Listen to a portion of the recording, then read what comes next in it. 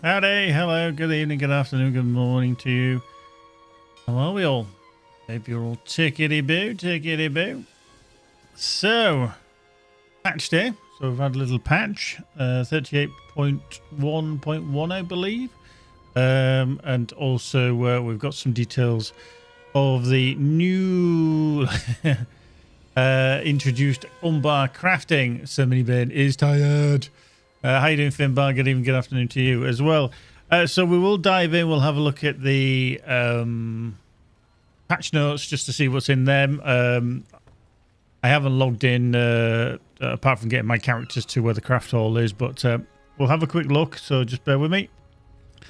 So, break. There we go. Update 38.1.1 release notes. Just trimmed it down a little bit on there.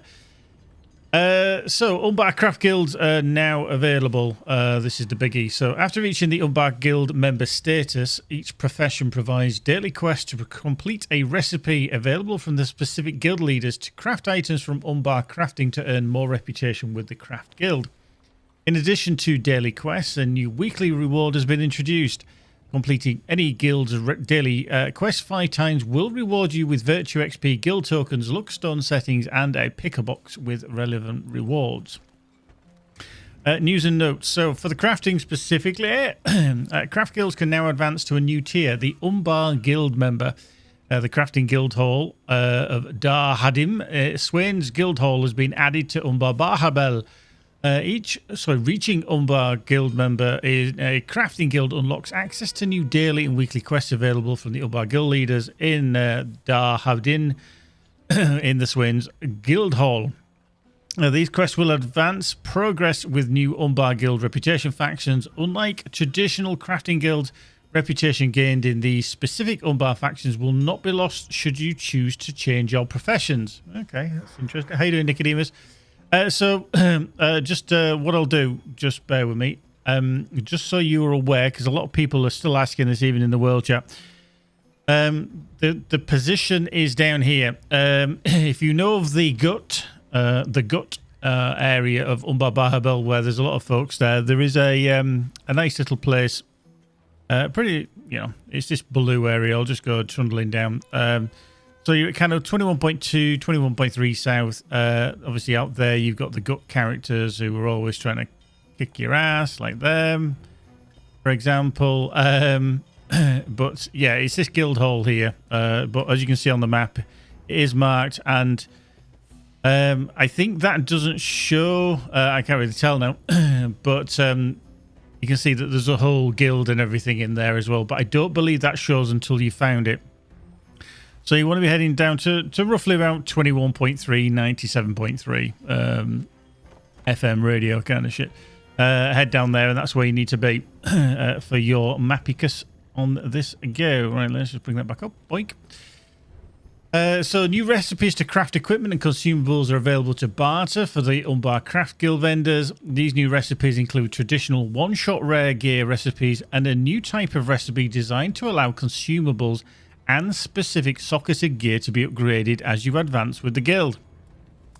The upgrade recipes require luckstones, a new type of ingredient either in their raw form or crafted into profession-specific luckstone ingredient.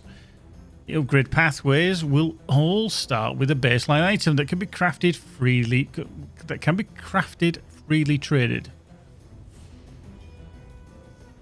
crafted. I think they missed out a word there. It can be crafted and freely traded, I think you should read. These items include equipable gear and specific recipe-specific tools used in crafting consumables. Baseline items can then be used as ingredients in recipes that will consume them and create upgraded versions. Upgraded items will be bound to account. Upgraded armor and jewelry also allows flexibility by adding additional essence slots with multi-outlet recipes, allowing the crafter to choose the essence type slot to add. Upgraded tools such as cruets, crucibles, and smithing hammers are used as consumable ingredients in recipes for feasts, luckstone-infused drafts, and weapon polish consumables. Special teachable recipes available from the Umbar Craft Guilds allow you to craft unbound one-shot upgrade recipes that will allow apprentice or hire crafters of any profession to upgrade the specific pieces of armor. Umbar Crafts now can craft an Ember-worthy craft item for the quest Craft for Embers using Umbari ingredients. Not too shabby. I do believe there is some confusion with the crafting. Quelle surprise. But, you know, we'll try and get our head around it. And I'm sure between us we can work out WTF we're supposed to do. Items. Added travel skill to the Bloody Eagle Tavern in Umbar, barterable from the Order of the Eagle and the Ledge Keepers Allegiance Quartermasters. The Forester Axe rewards from the Forester event in Coombe now correctly apply the chance to gain bonus rare items from harvested wood nodes. The icon for the Weapon Aura of the Dead City has been updated. The consumable Delving Selection box earned from the Delve Deeper, the weekly, will only offer the option of an essence box for characters above level 105. This essence box will be level appropriate. The Warsteed appearance Orc head on a pike now properly displays. Couple of things for the quests and adventures. The missing beetle nest for cooking catastrophe beetle larvae has been returned, making the cooking catastrophe quest once again available. There was an issue with the Huon and Creebane on Bell in Zul where they could be fighting players and not be seen by others. This has been fixed. I never saw that, actually. Never saw that. In the Umbar mission, the Ill-Fated Cave, the initial failure text has been updated to be clearer. Added healer, provisioner and supply NPCs to the Bloody Eagle Tavern. Fixed an issue in the Protecting the Sea Lanes Umbar mission wherein portals were usable in combat. Reduced enemy density in Protecting the Sea Lanes and an infestation of crabs Umbar missions. Removed delvings from Protecting the Sea Lanes and an infestation of crabs Umbar missions due to the tight confines of the ship. There are a group of delving malices that become too unfair or unfun to warrant including delvings in these missions. The Craft of Embers quest has been updated to properly require being at the level cap. Brawler for the class is the Low Strike, Dexterous Hook and Sinister Cross. Once again, execute at the intended speed for human avatars. And the known issue is the 12-second duration is missing from the tooltips on the 3 Umbar Scholar Guild drafts. Okay. Well, that's not too shabby. We'll dive straight into the Corsair's text here as well. Oops, that always disappears. Let me just bring that up. Boom, boom, boom, boom. Let me just bring that up. Boink. There we go. So this is a little bit more detail in regards the crafting. Now, again, I do think it's going to take a while to get people's head around. I'm not going to claim I know anything about it yet because I really don't. So we'll kind of learn this together as we go along. So we've got right, so with the upcoming Corsairs Umbar Craft Guild release, we want to provide some insight into how the new Umbar tiers of guilds will function and how it will eventually interact with previous guild tiers and alt crafters. Joining the Umbar Guild requires that you be an honoured master of crafting guild and then earn enough reputation with the guild to become an Umbar Guild member. This is a departure from how we wanted to implement the new guild, but as we discussed previously, some old decisions with the crafting system provided a smooth way to exercise the previous tiers and make the transition seamless. As a result, we are adding ways for you to move through the Umbar Guild member tier quickly. Once you join the ranks of the Umbar Crafting Guild, you will have access to guild recipes. These recipes allow for crafting gear, items, consumables, and more to be up to incomparable level of items. You also unlock daily quests that require a recipe you can learn from the guild leader. It will not only earn you guild rank, but will also count towards Umbar weekly rewards from the guild. Lastly, you gain access to creating new upgradable items available only to craft guilds of Umbar. Right, the ungradable. Wow, words difficult today. Upgradable items. So, unlike standard craft guild items, this upgradable suite of items allows the crafter to make a baseline upgradable item and then trade the item freely to other players. That item must be a piece of equipment, a consumable item, or a persistent tool used in future recipes. Regardless of the type of item you are creating, you can advance the efficacy and strength of the item. Guild members will have access to the following recipes. Will have access to the following.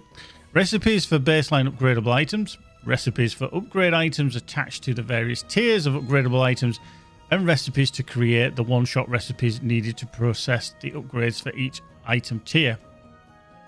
This process differs from standing crafting, so we want to highlight the differences.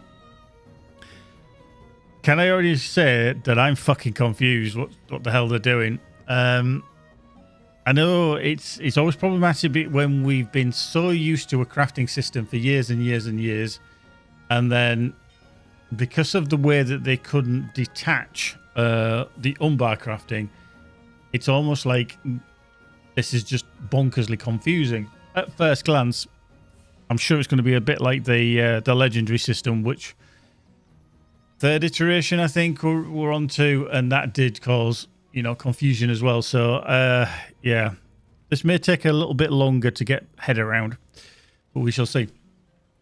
Unlike standard crafter guild items, this upgradable suite of items allows the crafter to make a baseline upgradable item and then trade that item freely to other players. That item may be a piece of equipment, a consumable item, or a persistent tool used in future recipes. Regardless of the type of item you are creating, you can advance the efficacy and strength of the item. Okay, hang on, we've read that bit and now we were down here. That's it. I sort of jumped a bit. I thought I'd read that. We're down here. Recipes for crafting upgradable items are only available to the craft guilds and will require you to reach a certain tier within the guild before access. Once learned, you will know the recipe and will never need to learn it again. All you need to do then is gather materials needed to make the baseline item, craft it, and then have the base item ready to trade or enhance on your own. These output items are all the same and can be traded freely throughout the game. The base equipable item is uncommon. Requires that a player equipping it be at least level 141. It has a single main stat essence slot, a generic essence slot, and a modest vitality enhancement inherent to the item. To craft the basic item, you will need a luck stone and a small number of ingots. Please note that if the item you are crafting is jewelry, you will need a small number of polished gems. Recipes to create the upgrade items will also be available throughout the craft guilds after reaching certain tiers. Once learned, you know these recipes, gather the items needed, in this case the luckstone settings, and can make an upgrade item of the appropriate tier that can be freely traded to anyone in the game. Each tier of the luckstone settings will require a luckstone to craft. The first tier costs 1, the second tier costs 2, and the third tier, you guessed it, requires 3 luckstones. Recipes to create the one-shot recipes that are needed to combine the current tier items with the enhancement item are also available through the craft guilds, and yes, you will need to have the appropriate reputation to learn the recipes. Like the other recipes, once you've learned, once they are learned, you know the recipe forever. The one-shot recipes are tradable to anyone in the game. To upgrade an item, you will need the following: an upgradable item, an upgrade item of the appropriate next rank, and the recipes to forge that new item. For example, if I have an upgradable helmet that is currently tier 1, I would need the tier 2 upgrade item and a recipe to forge the tier 2 version of the helmet. Okay, that's the very simplistic kind of roundabout way of, outlining or laying out everything that they just said. The one-shot recipe for upgrading the helmet is a consumable that requires you have an output profession. Each recipe is an apprentice-level processing recipe that goes into the recipe profession tab of the crafting UI. Finally, after gathering the materials and learning the recipe, the player executes the recipe and makes the new upgraded item. The new version of the item, if it's better than the baseline item, is now bound to the account.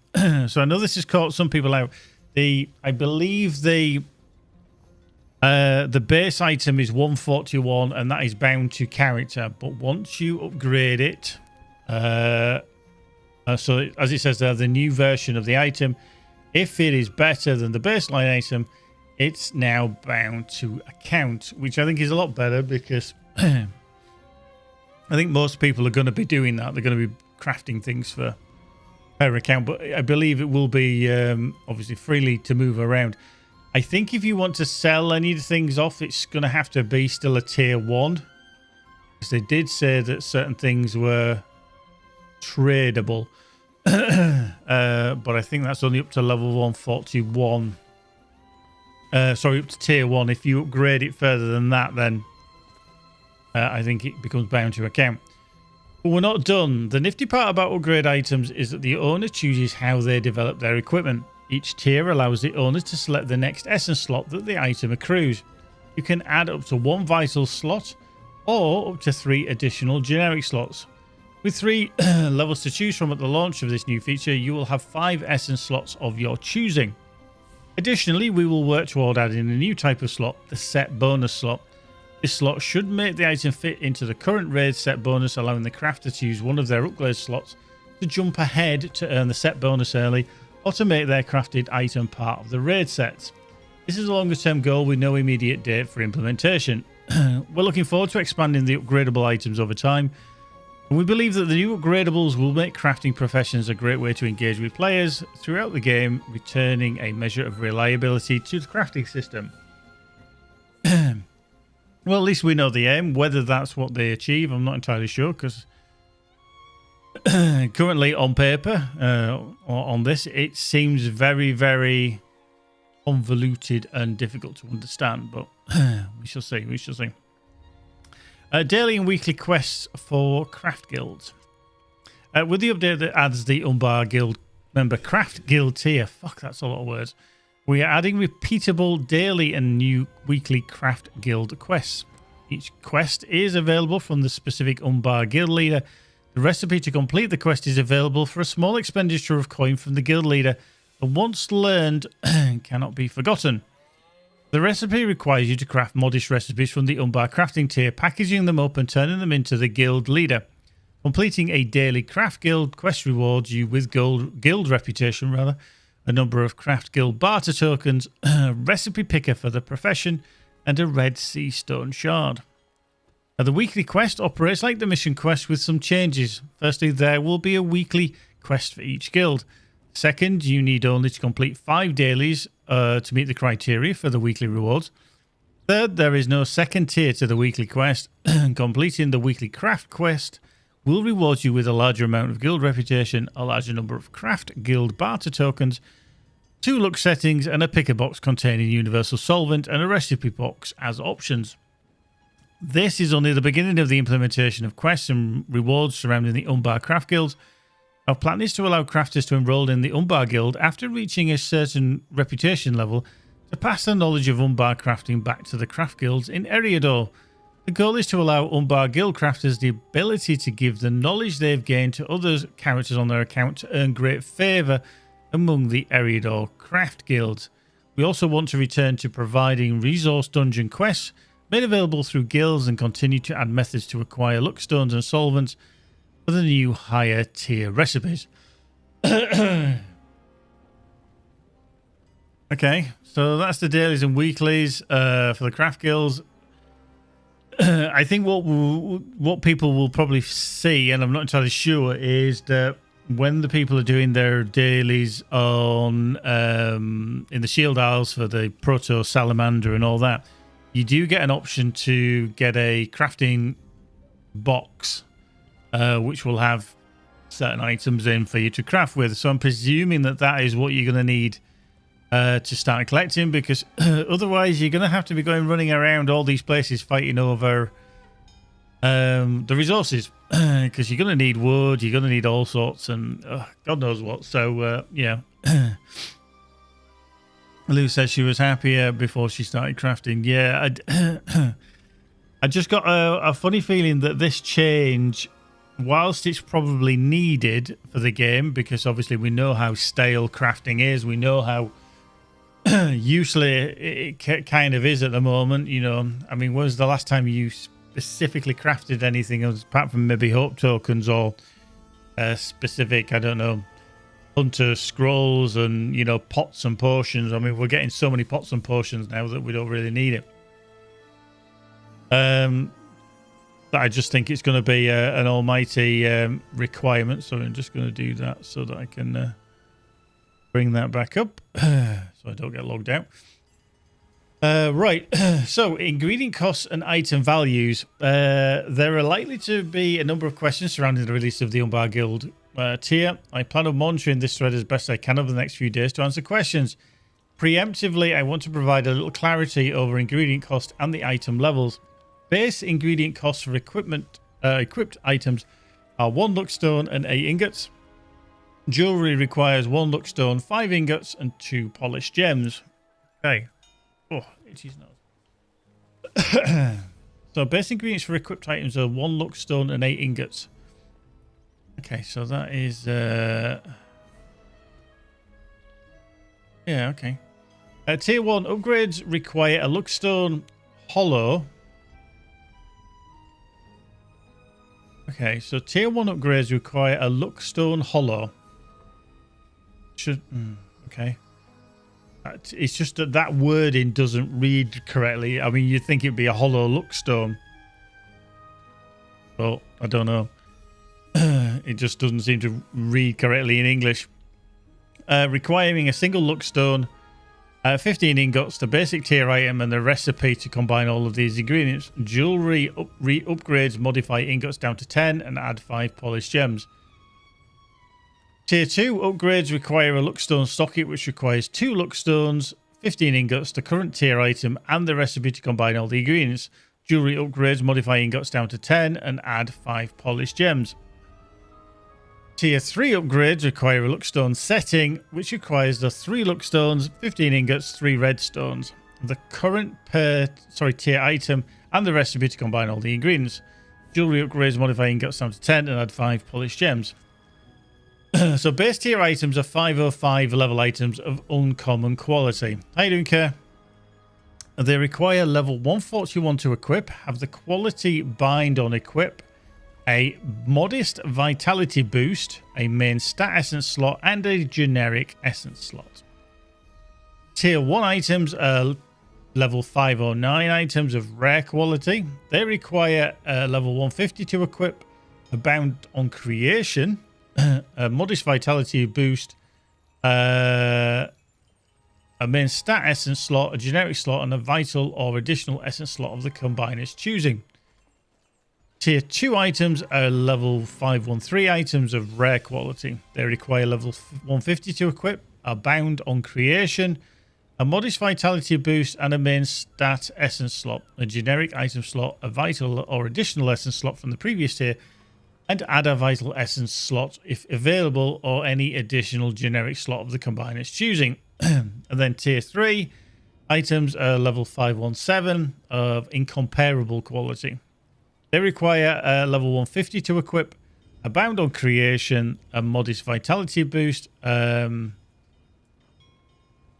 see, that should say contain a modest vitality boost, a main stat essence slot, a generic essence slot, a vital, an additional essence slot, or 2 additional generic essence slots from the previous tier, and add a vital essence slot if available, or an additional generic essence slot of the combiner's choosing. That to me is, I mean, I can understand this bit. You know, when you're upgrading, you know, you need to get the necessaries and everything that's going to be in there. It's this. The tier 1 upgrades require a luckstone hollow, requiring a single luckstone, 15 ingots, and a recipe. No. I think is the phrase, Kerr. And then in closing, this is the first round of the Umbar Craft Guild, and we're only releasing a smattering of the upgradable items. As we move through the storyline and continue to develop the development, the depth and breadth of available recipes and upgradable items will grow alongside your characters. Bring on your questions and we'll answer them as best we can. Now, that's pretty much a copy and paste from, I think, a forum post as well.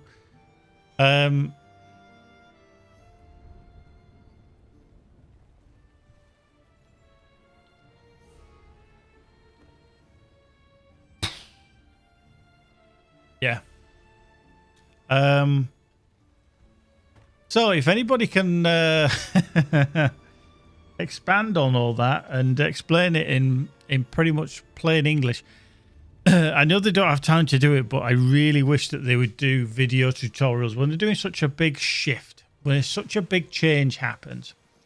Visually seeing something as well as having it in written form. They always say a picture speaks 1,000 words. Now, moving pictures speaks millions because it answers a lot of the questions, and you know you can redo it and redo it. So even if they did a little walkthrough of, like, you know, even if it's just one item, you know, of how you upgrade it, you know, how you make it, how you upgrade it, and everything else, instead of just leaving it to the players to work out. I know the players can probably work it out. I'm sure there's players already that have worked it out because they're selling the stuff on the auction hall. But I just think a lot of this stuff is very, very confusing. This, to me, looking at this, is even more confusing than the legendary system. So fuck knows how people are going to get their head around this. I really don't know, but yeah, a bit confused with that one. Let's just have a look anyway, because I'm sure on the auction hall. Let's just see. Let's just see if we got anything. Jewelry. I want to see if anybody's posted any things up yet. Expertly handmade. Okay, so that is a crafted one. So an expertly handmade cowrie shell bracelet. So that's a 514. So that's obviously the highest tier that they can make. So it's got tactical mitt, has a primary, a vitality, and a basic essence slot.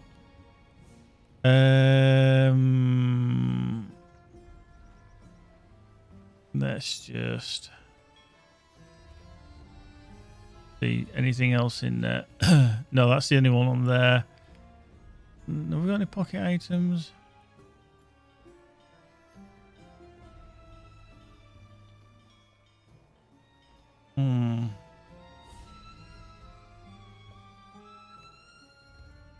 Just click through. Just have a look. It's very, very slow as well. Very, very slow. Okay, so we've got a pocket item, the expertly handmade tropical parrot coin. So this lobbers a heel has obviously been doing a lot of crafting. So again, they've got the I mean, that's kind of an upgrade to the one that I've kind of got already. I mean, that's bound to me, and obviously that's bind on equip, so they can sell it. What I don't get, I mean, I know obviously there's a slight improvement on tactical mate. I'm just comparing that expert handcrafted tropical parrot coin to my shiny parrot coin. Yeah, lobbers a heel. I love it. Obviously, there's 5 level difference. As a basic stat, and this is what I don't get. I've got on mine, the shiny parrot coin, I've got 1,547 vitality. I've got tactical mitt and I've got resistance. So already mine has a slight improvement in having vitality already on it. So I've got 1,547 vitality. Yep. Now, the tactical mitt, because it's slightly higher level, the crafted one, yeah, I lose about 150 tactical mitt. The resistance rating, I'm down by 200. So I understand that.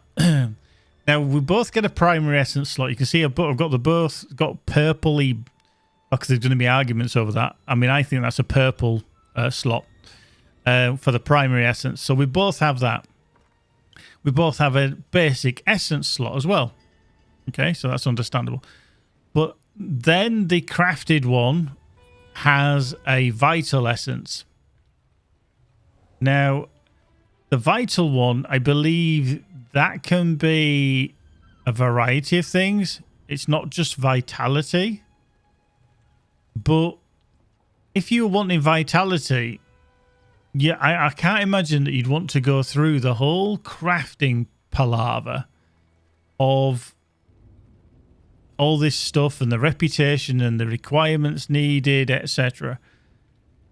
in the crafting guild to make something that is it's better. Don't get me wrong, it is better, but are you really going to go through that stress and trouble for that improvement there?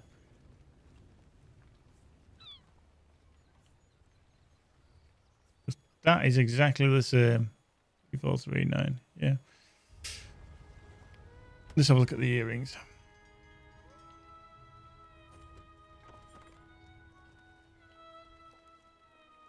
Okay. So there's one of the big crits then. So there obviously is a teal variant, which is, you know, significantly better. I mean, you can see definitely as a tank, that is a significant upgrade. The only thing I don't have is vitality. Again, you lose the vitality. So against either earring, I have vitality 1,505 or 1,588, whereas the Umbar Guild shield earrings of the shielded shell, fucking hell, they love making these fucking names complicated to say, don't they? There's no vitality on it, but you can put it on. The other thing to look at as well is that on the mysterious tidal creature earring, I've got there 4,440 tactical mitt. So I've got nearly double the tactical mitt already on a rare earring on the purple mysterious tidal creature earring over the teal one. Now I don't have physical mitt, obviously we lose that. And then incoming healing as well. But then you've got the 3 primary essence slot. Now, yes, they're certainly different, but again, that overall, somebody's wanting you to buy 3 for 3,000, 3,500. Yeah, over time that price will come down because people will, you know, will make them and hand them off kind of thing. But it's like even that version there, which is crafted, is no better than what you're going to pick up as you go through the game. So why would you craft that? I would say to people, yeah, it's cool and that, and you get 3 stats and 2 essence slots. But the hassle that you're going to need to craft it, I just... with it being such a convoluted system, and stuff that's dropping in the game being slightly better in some circumstances, I just... I really don't know. I really don't know. Again, yeah, that's cool. You know, you're less vitality, less crit, but then you get finesse. You gain the finesse and then you have the same slot. So it is gaining 2,200 finesse, a good swap for losing nearly 600 vitality and 3,000 crit. I don't really know. Let's have a quick look on the necklaces. The only reason I'm looking at this is because this character is a jeweler. So, yeah. Again, something very, very similar. I mean, on that, the Lucky Shell pendant, when you look at that, I've got 4 stats on it straight from the off. And that is just from... I think it was either Reputation that we got it from, or... literally just quests. That's Chris. Just gone in there. So yeah, there's again a little bit of confusion. Let's have a look down here. What we got? Anything? Okay, expertly handmade Ring of the Sea. Again, you gain that vital slot. Tactical mastery. Higher level, less crit, but you gain that. So, and you gain the essence slot. So you're paying for the essence slot, an increase in stat, but then you're losing other stuff as well. Really not sure about this. I'm really not sure. I'm actually going to be interested to see what we've got in terms of armor or anything like that. Have we got anything? No, I've still got Gundabad stuff there. No.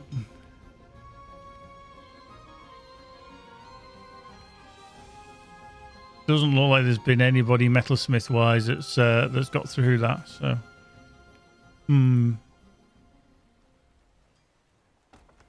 yeah, yeah. I can't see it.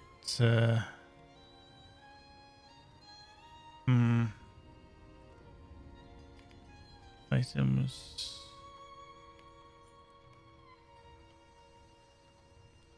Yeah, Umbar, Bella, and shield spikes. Yeah.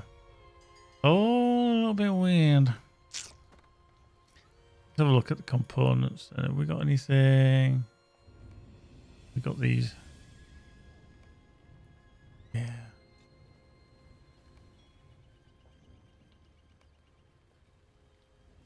Just trying to see what we've got. The universal solvents are going to go up in price again, aren't they? And anything in terms of resources that people might need, I think all of a sudden they're going to be extortionately priced again. Yeah, I mean, Umbari ingots, there you go. 1,500 to 2,000. Yeah, 1666 to 1777. Because they know that people are going to need those now. So, that's irritating. Anything in here?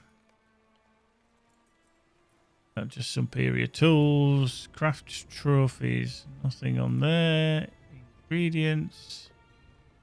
Okay, that's just bunches of vegetables, probably for everybody. Dry oak scales, yeah. Optional ingredients.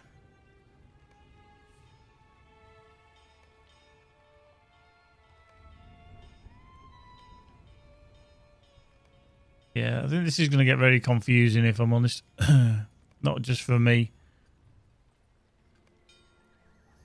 Now, there's an interesting comment from somebody. They said, hasn't everybody been stacking and saving their items for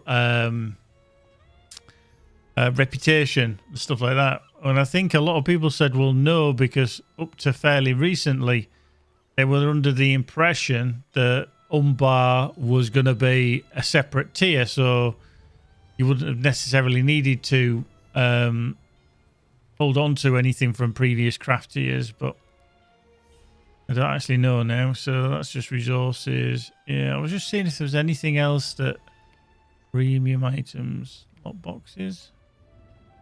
Wow, people are actually still selling them. Wow, Traveller Steelbound. Perks. What have people actually got them then? They can just sell them. Anything to that? Come on, pay sweet. Thank you. Okay, yeah. Wow. Finbar, the old guild rep items helped me get to Umbar. Yeah, I mean, obviously they will work, but I think a lot of people were just like, well, we don't know what's going to happen with the Umbar guild rep, and I think they were like, so they haven't bothered. I certainly haven't. No way did I bother. So yeah, reputation. Yeah, it's just reputation items for the area, isn't it? Yeah, task items. Back. I think people could make an absolute fortune on there, couldn't they, for the task items? So yeah, I mean, if you boys and girls, obviously, like Finbar, obviously sounds like you've obviously dived in there and been crafting away already. What do you think to it already? Like I say, I'm a little bit confused with it all. Kind of need to get my head around it where I can. But yeah, just to reiterate as well, this is where the crafting guild is, down here at Swain's Guild near the gut. Oh yeah, excuse me. A long week this week. Okay, so yeah, done daily quest on my jeweler cook already. So Finbar, out of interest then, because I know I've seen comments and stuff like that around on the various forums and stuff like that. Have you is there a specific way that you start the quest? Again, I mean, I've only been in here once and I literally didn't do anything. Woodworker, can't remember whether they're upstairs, I think. If you can't find your craft, do look upstairs, because there is an upper level with the tailor and the jeweler up here. So yeah, I'm a little bit confused, May the seas be calm and the winds fair. There we go. Obviously, they've got nothing for us because that's the Umbari Legends. I presume that needs to unlock at a certain point. Fair winds to you. These are everything that's known. I've got.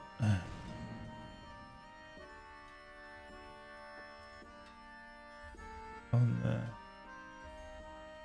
Okay.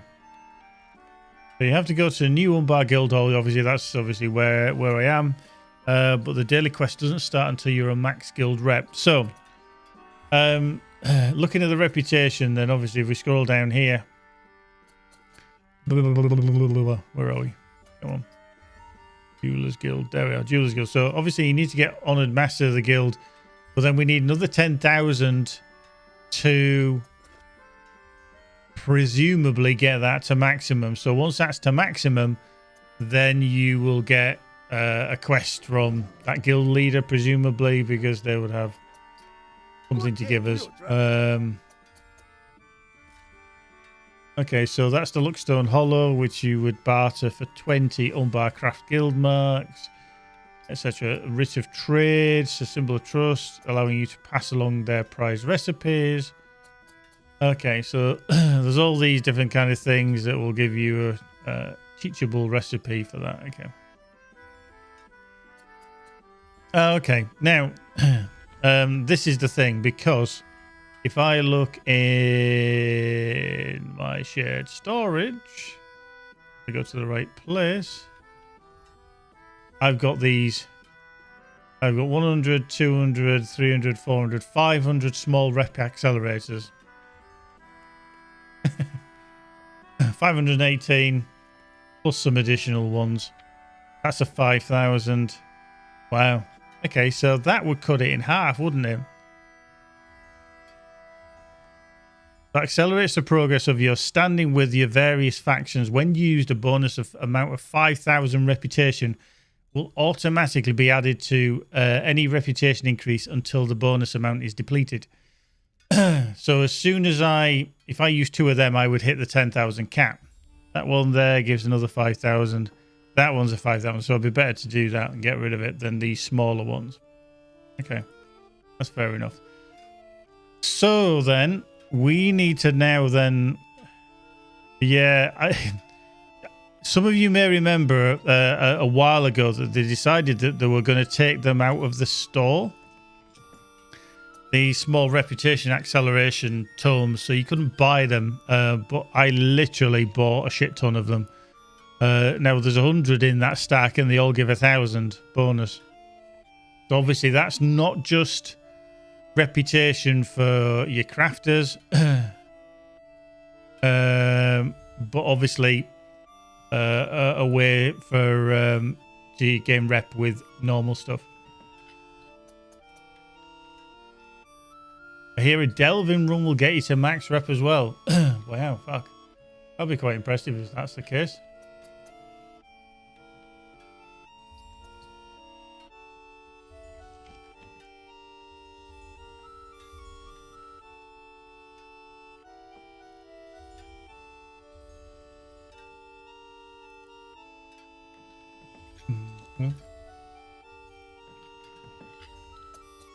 Yeah. Yeah, they may not need all rep items if you have all crafting mats. Actually gonna have a quick look. So if we bring up the crafty, vendy, stuffy, shitty here. So if we look at the jeweler. Now, where did we actually get up to where it stopped? Jewelers Guild.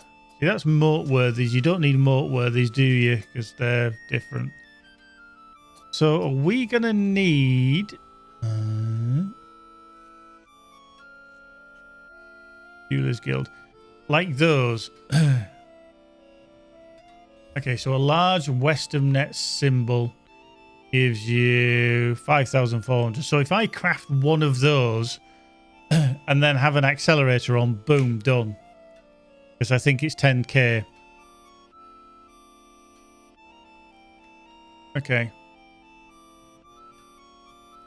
Right, okay. Okie dokie. Right, let's have a little look see then. So I'm just going to drag these out because I'm not totally sure if I actually can craft these things. That was slow. Shit. We've got medium, but we haven't got any. Oh, hang on. Polished emeralds. That was slow. Yeah. Right, let's just scroll it down here. Book stuff, jeweler stuff. Now I do carry everything in my bags. If you craft lower tier, oh, true. The only thing is, Kerr, is because I've got it. It might be just easier than using the item, the resources to make the lower tier stuff. I mean, like say an Eastern Net one for like the jewelry, no, not the Jewelers Guild. They give, okay, I can probably do that. It's a 4,800. So yeah, I probably can. To be fair, rather than using the rep, it's just I never used the rep. That's all. I don't think I need a small one because I'm sure it's just got only Umbar stuff in it. And then let's do that.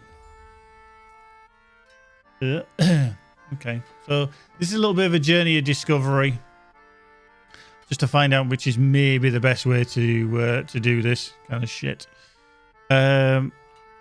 So what does that give us on those? That's a medium. That gives us 2,400. So if we craft one of those, that's going to give us 5,400. So we'll make that. We'll make that one. That's fine. So we've got that crafted. That gives us 5,400. Now, because in my vault here, and like I say, I can use this singular one here. I know I'm going to kind of waste 400 of it. Because obviously that gives 5,400. And this thing, once it eventually comes out of my bag. No? Is it thinking about it?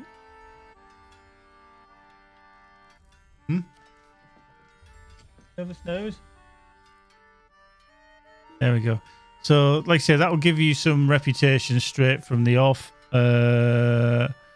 So we've got nothing bonus, so it takes one out, and I've got a load anyway, so I'm just going to wang that in. So that gives us 5,000. Now you can see here that that just needs 10,000, so that's going to give us 5,000 on top of whatever we spend. Now we are going to obviously hand in this one for the reputation, and then that's going to give us a bonus there, so that should give us 10,400.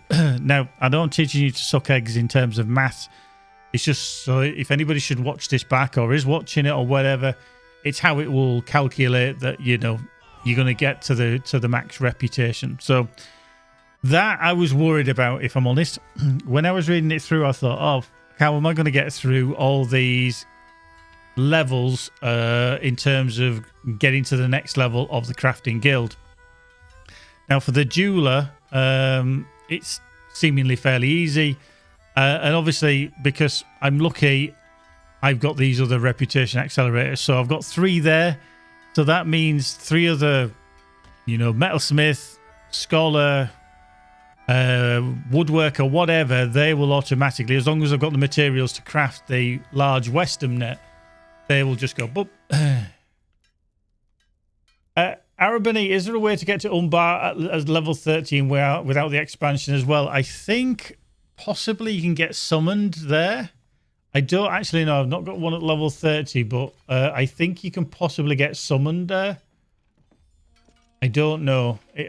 Someone would have to try it, I'm afraid. I do have my captain sat here as well. So I will be able to summon people to test that, but I don't actually know. So anyway, I'm going to hand this in. Summons no longer work in higher areas, I believe. Oh, right, okay. That's a bit of a pisser then. So how the hell are you going to get there then? Or is it going to be a case of people are going to need to hand them down? If you know someone who has the housing pot item, you can use that. Okay. Yeah. There's 140 that's got to here anyway. That's handy, yeah. Okay, right. So we've got the large Western net symbol, which is going to give us 5,400 jeweler rep. We've got an accelerator on that's going to give us 5,000 Boosty McBoosty, Chris Akabusi. So that should, just to double check, give us 10,400. We only need 10,000. So we're going to hit that. We'll see what happens. Boom. There we go. Umbar guild member complete. Done. Yay. So I'm just going to put this stuff back before I do anything else with it. Because if I don't, I'll wander off with it and I'll be like, oh, yeah. So I think that's there. Go back into there, hopefully. Yep. Open that up. How you doing, Mandalay? Good evening, good afternoon, good morning to you.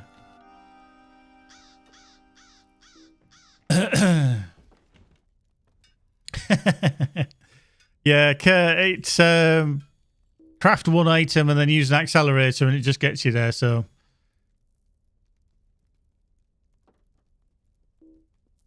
Wow, it is so laggy in here. Just be mindful, it is very, very laggy. She is here. She did say hello, but yeah, she's just writing Christmas cards at the moment, I think. She's doing secretarial work. She loves writing Christmas cards. She does and she doesn't, actually. She does like writing. She's got very beautiful writing, as my wife. Well, that's what you get for being a primary school teacher.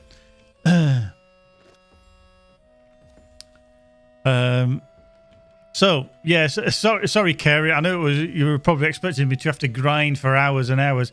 I've actually just seen that guy over there. He looks like Superman. Drac Mini.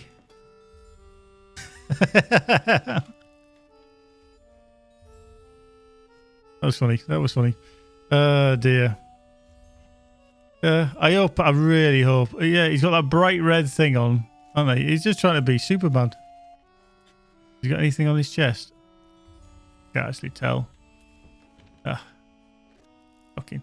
Anyway, let's just shut that off and shut that off. So we've got rid of that. Right.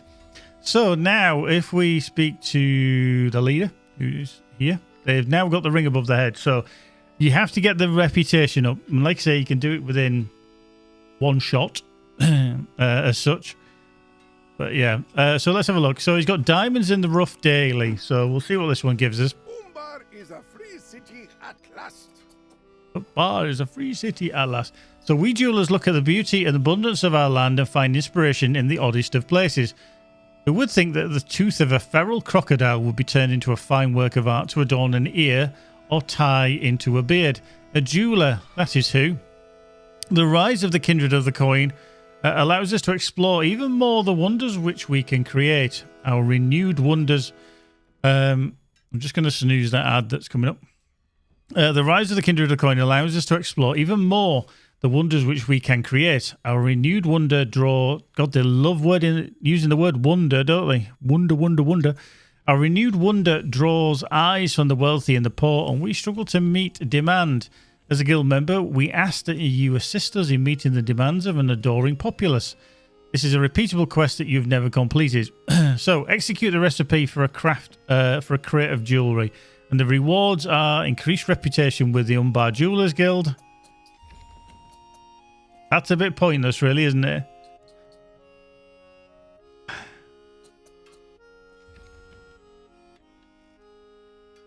Or is it? Let's see. So anyway, we'll accept that. You get a new rep, yes. I thought that. As soon as I said it, I thought, oh, hang on. Yes, you do get a new rep, don't you? So obviously that's there. Right. Hello. Let's just go to T then. So we'll close all these down so that we don't get fucking confused. How you doing, Easy? Polished sea stones. Okay, we can make them.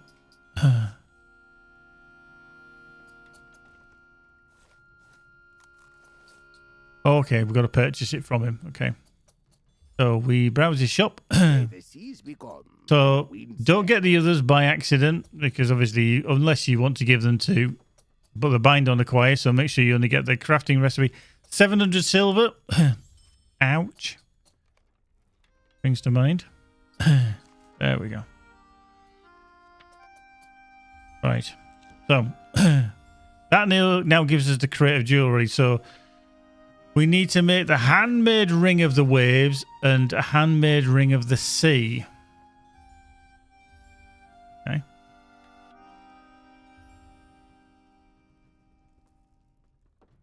Now, does he give us new recipes to get?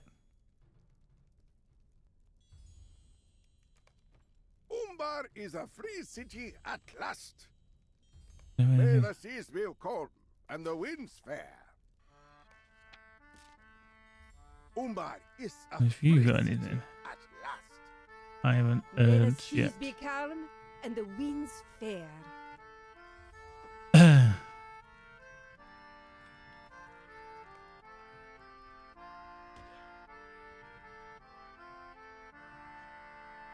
That creative jewellery is ingredients: a handmade ring of the waves and a handmade ring of the sea.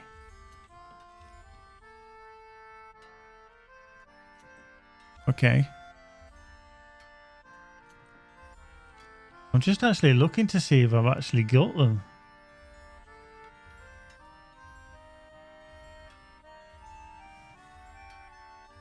And I don't. Because there's nothing listed as handmade. Okay. So now that to me straight away is what's going to confuse some people. Okay. Luckily, obviously, you boys and girls, thank you very much. You've been very well.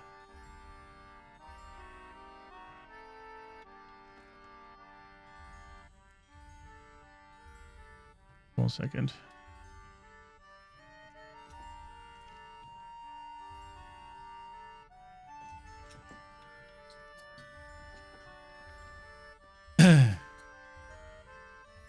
Check the rings, it will be there. Fair winds to you. Is there? Have I? Oh, is it?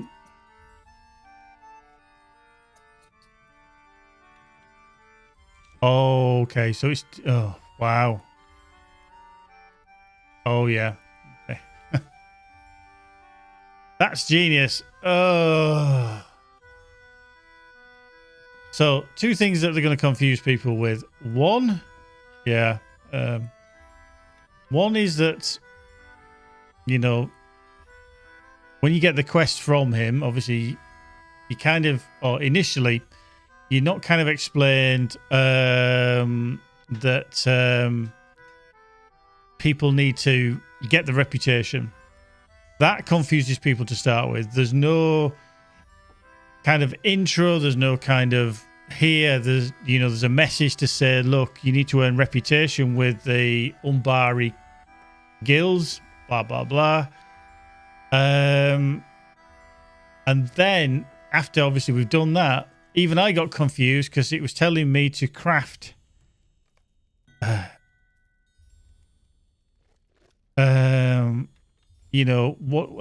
this what was it? Hang on. Was that one? Diamonds in the rough, yeah, okay. To craft the handmade stuff. And they don't tell you that, and then the baffling thing is there under like the ring there. It's listed as a reinforced Umbari ring. So people are going to go there. Now, I don't know if that's just an oversight on their part when it comes to jewelers. But don't call it one thing and then the crafting item that it actually is something totally different. So I've clicked reinforced Umbari ring. That gives you handmade gem encrusted ring.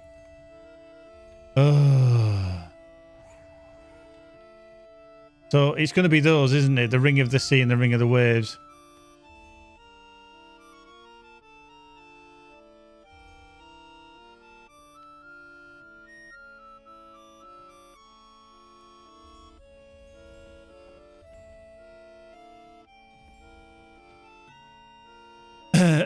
Yeah. I think I've just seen the shimmering. Yeah, so the handmade ring of the waves. But again, if it's shimmering, it should be shimmering. Just call it the same thing. Don't give it two different names, because nobody will actually fucking work that out. You get given a quest to craft two things, and that's why I couldn't fucking find it. Who thought that was a good idea? Come on, put your hands up. Who thought that was a good idea? It's like, I don't know, make me a table from wood. Yeah. And then you make I don't know, a chair made of steel, but it was listed under that recipe. It's like it's been filed incorrectly. Well, actually, fair play there. Hang on, where is it? Fair play there, Finbar, for actually working it out, because that is not intuitive at all.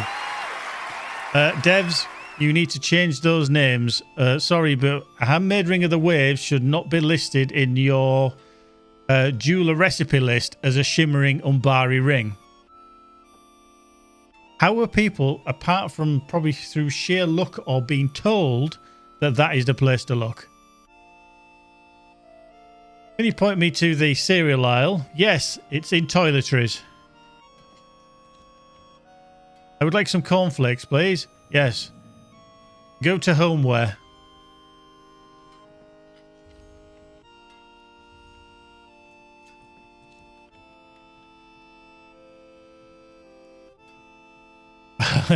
Somebody in Evernight chat saying the same thing, actually. Oh, yeah. Where do I get the recipes? Yeah. Yeah, I just literally saw that. What the fuck? What the fuck?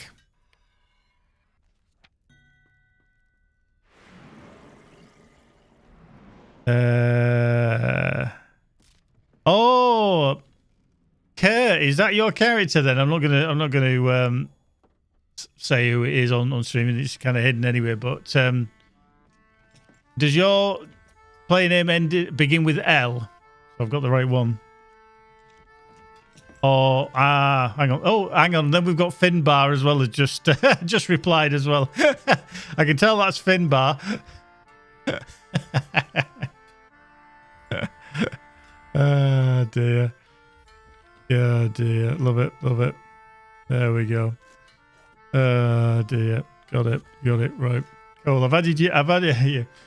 I've just added you two onto my friends list as well. That was quite funny. Love it. Yeah.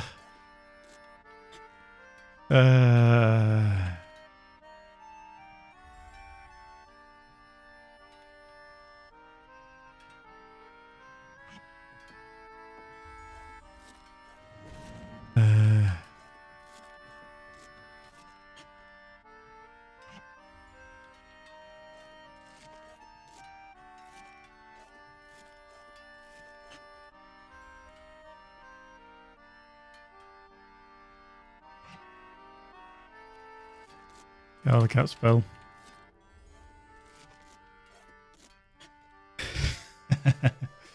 Oh dear. Right. Okay. So, just to make sure that I know which one I'm supposed to be crafting. So that's the crate of jewelry. Fucking hell, this is confusing. So we need to craft that, and we need to craft one of them. I'm just getting those out so I'll make sure that I get the right ones.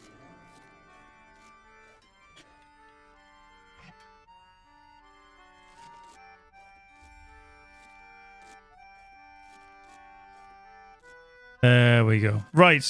So we need the handmade ring of the waves and the handmade ring of the sea. Okay, which is under shimmering Umbari ring. Obviously.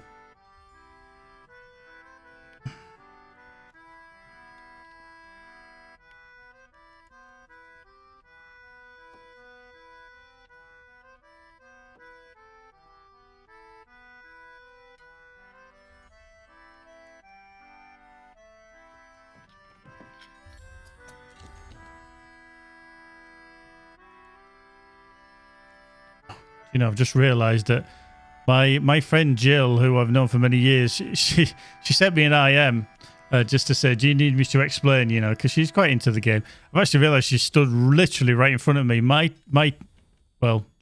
bits are touching her bits, and I didn't actually realise. She's like, oops. I didn't actually see the name. Yeah, that's Altariel. Yeah. She's... Yeah, actually, she's just at the right height, should I say? Oh dear. So, right. Okay, so we need to craft them. We need to make sure that we do craft them. So I do... Oh, dear. Right. Can we bring up our shared storage, please? So we need the ingots and all. We've got the sea stones. So that's fine. We'll just drag them back out again.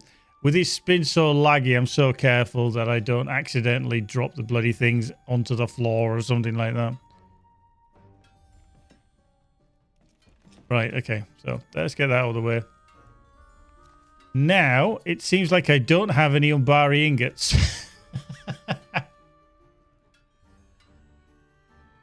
Oh, really? Wow. Okay, I do. That showed none to start with until I changed the output. Wow, is that seriously bad lag or what? Right. Okay, so we need to make the handmade ring of the wave. So we need to craft one of them. We don't, because it's okay. I'm going to ask the question here, because we're going to be handing that in for the crate of jewelry. We are going to lose those items anyway, aren't we? So there's no point keeping them or making anything special from them. There's no point making them be a crit version because we're just going to lose them. So you might as well just do the most bog standard basic version. So right, we shall craft that. I mean, if you crit, you crit. It's purely by accident. I mean, I've got a 30% crit chance anyway. But so handmade ring of the waves, just to double check. Yeah, waves in the sea. Okay, so we'll make one of those. I critted it. Oh dear, typical, isn't it? Typical. Anyway, actually, be quite handy to compare to what we've actually got. So it's a 505, so it's an uncommon. It's relatively shit. The only good thing about it, it's got physical mastery, which would be half decent for a Guardian. Now, so we need to change the output to go to the Ring of the Sea. Again, we need to craft another one. Will we crit it? No, we didn't that time. Okay, so we've got that. We've got a crate of jewelry. We're going to make that. There we go. So we've done that. And bosh, bosh. So we've got that. Right. Oh, Jesus. And that's the crate over there. And then we can speak to the guild leader. So diamonds in the rough daily. So most excellent. These items can be used for the guards throughout Umbar. This is a wonderful addition. So we gain 10 Umbar Craft Guild marks. We get the Umbar Crafting Recipe Selection Box. And we get 1 Red Sea Stone. Now, that reward seems quite good as we look at it now. I don't know for definite if it will be good overall. But getting 1 Red Sea Stone, I think, is quite good because you're going to need them for higher levels of crafting. So, let's finish that. There we go. Right, so Diamond in the Rough Daily remote quest has given us rings for Umbar. So you need to do 5 a week. So it isn't once every day. It's just a 5. It's a repeatable. Ooh, so this might make some people interested because I didn't realize. So you're going to get 50. If you do the weekly, which is obviously 5 days, you know, you're going to get Umbar Craft Guild marks. You're going to get an increase in the Umbar Jewelers Guild. You're going to get 2 luck stones. You're going to get the Umbar Crafting Reward Selection Box, which we've already got. But you're also going to get 2,000 Virtue. That's if you do your crafting. That's for the 5 days of crafting per week. Okay. So that there is that. So we'll just get that out of the way. So we've done 1. Obviously, we can't do anything else. Reputation wise. Okay. So that's not changed. Or has he got anything else to... No? Okay. Do we actually have a separate one for them?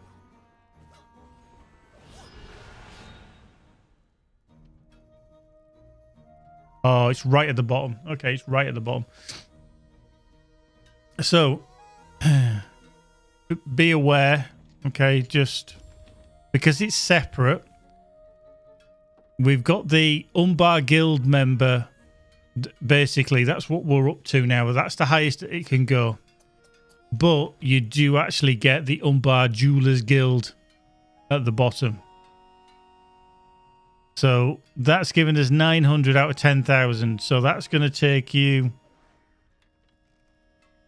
Okay, you're going to get 10 days would give you 9,000, but there's probably going to be the bonus for the wrapper to finish that level. I don't know how many levels there are going to be, or whether it's just the one level. Now, if you were to... Yeah, that's on a cooldown. I don't think you can reset that yet anyway. So. Okay, so we've got some of these Umbar Craft Guild marks. Now, the only thing that we can seemingly use them on is Umbar Writ of Trade. So a symbol of trust from the Umbar crafting guilds, allowing you to pass along their prized recipes. Now, do you use those then to send basically the information to a lower level out so that they can start crafting Umbar stuff? Is that how that works?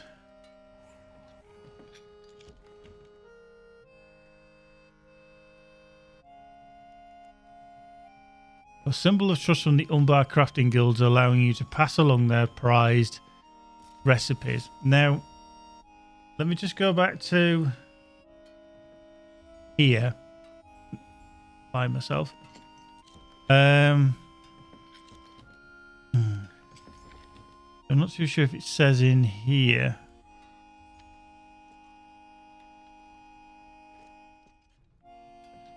I don't think. Let me just see if it says writ anywhere. No, it doesn't. So that's fine.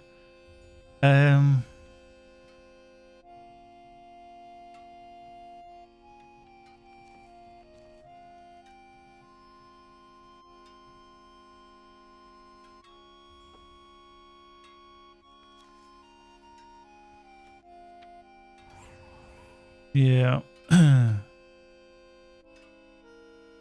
Okay.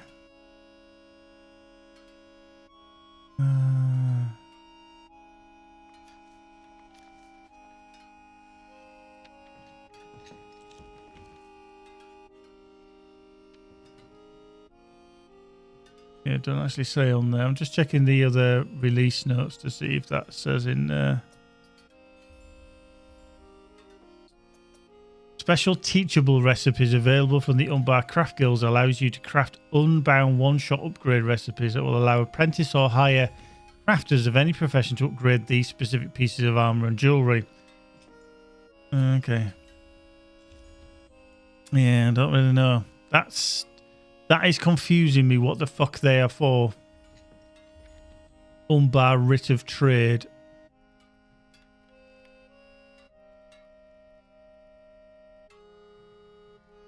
Yeah.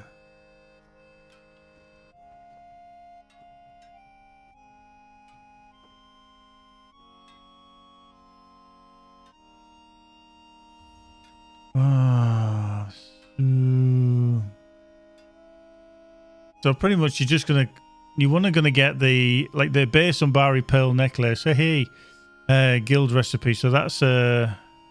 So a guild initiate, that would be fine. Then you're gonna have to work your way through to the higher levels, aren't we? Oh, okay.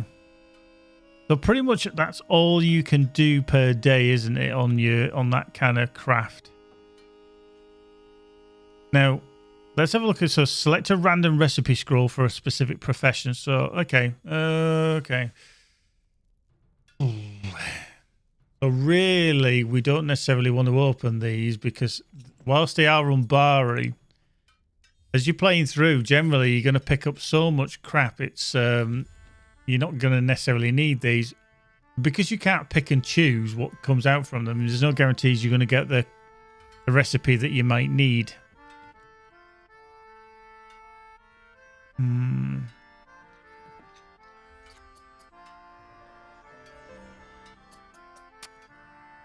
Okay.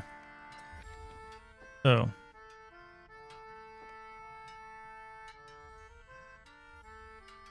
Now again, you could technically... Now we got 900 there, didn't we?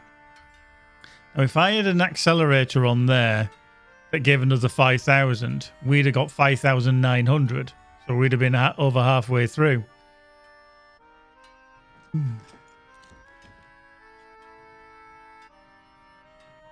Just check, yeah. Mandalay, thank you very much. I am going to hydrate because I've got a cup of tea here, which I will drink. Honest, I'll get there eventually.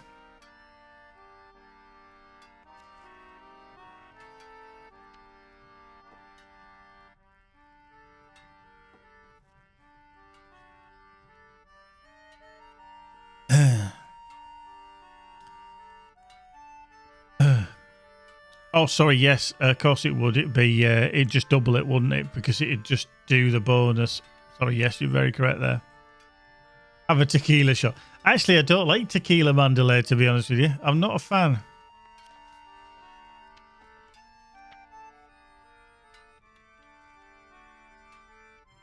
Okay.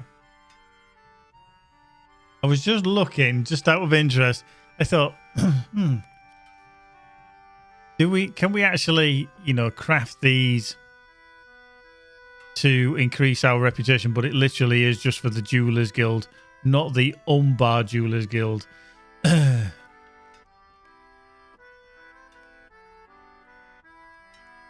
Okay. Right. So what we need to do then is just pop these open because we need to just plunk them into the Umbari iron needs to go into the Umbari iron. They need to go into our vault. Okay, I've got loads of these Umbari jeweler scrolls already. Sea stones, we've got a shit ton of them. Ninefold scan can go into there. Now, I think that I've got the red stones in here. I do. I've got 10 of the fuckers there. Okay. I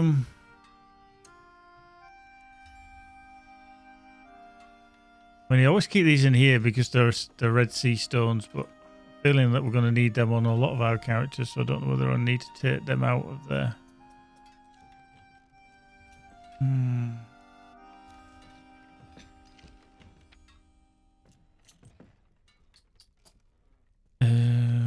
Now, I don't think...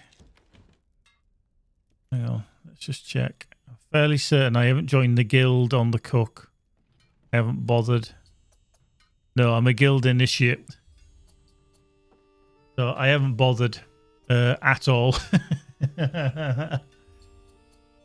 So that forgets that idea on that one. And obviously there isn't one for the prospector. So, okay, I've only just got that. That's fine. So, yeah, you could... with terms of reputation, if you put a reputation accelerator in, you could increase that every day. If you put like a 5,000 in, you're going to do it in half the time. You just got to remember, though, that if you do that, any other reputation that you earn, if you go off and do some rep or whatever, and you inadvertently get some rep from doing a deed, that's going to get used. So it's a bit of a balancing act. So just be very, very careful of that. Ingots, they can go back into there. There, because that needs to go to there. That needs to go to there as well. So laggy, so slow. Woodworker and tailor kind of filling up here. Oh, I've got a red sea stone there as well. Hang on.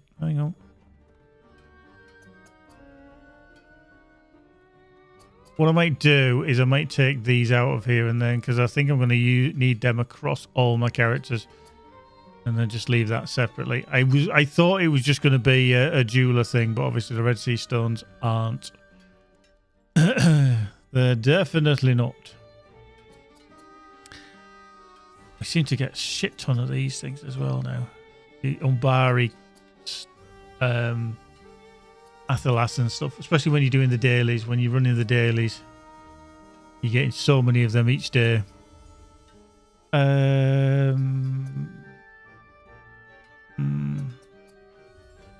Right, Right, let's just go to classic. No, we don't. We want count essences. Do we? No. What the hang on.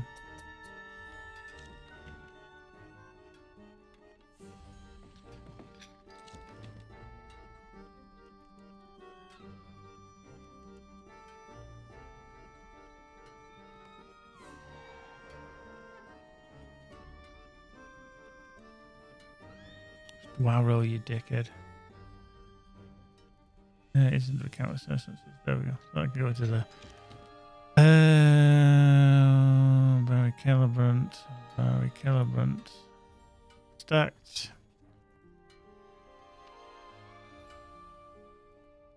Right, plunk these into here because they need to go to my scholar. Now we'll need to look at the scholar as well. And he's a I don't know if he's a weaponsmith as well. In terms of craft. But he's only 140. Shit. And you should still be able to do it even at 140, won't he? Because we can get others through even from like level 30. Sealed tracery. Okay. I'm just trying to clean my bags out, but doing it here is probably not the best place because it's so goddamn laggy.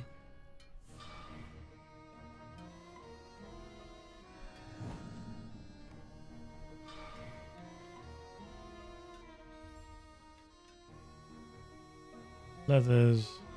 That.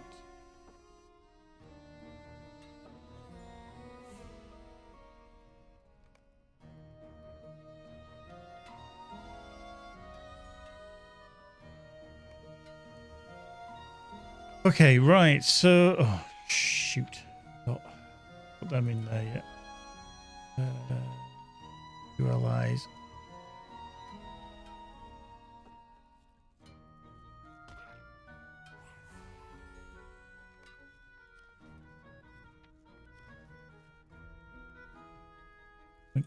There we go. Okie dokie. And then task. That. Grab. Salty goos. Bit of salty goo. Nothing wrong with a bit of salty goo. Road. Right. Okay, so we're going to switch over to the Cappy. Jimmy actually died today. It's been really laggy for me today when I was on earlier, just when I was going around Belinzu trying to do the proto salamander and things like that.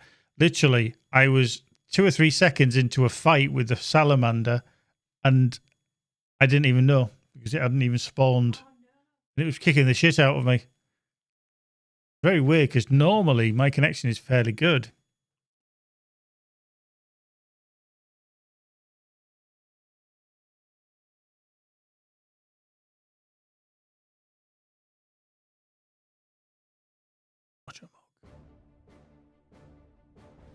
Yeah, it is. Oh, yeah. Right, let's grab McCreety Pants and we'll... he is just outside the crafty hut. Salty go. Keldadag, how you doing? Bit of salty go. Had to redo 3 quests 3 times yesterday. It kept resetting, kicking me out of the game. Oh, that's not good.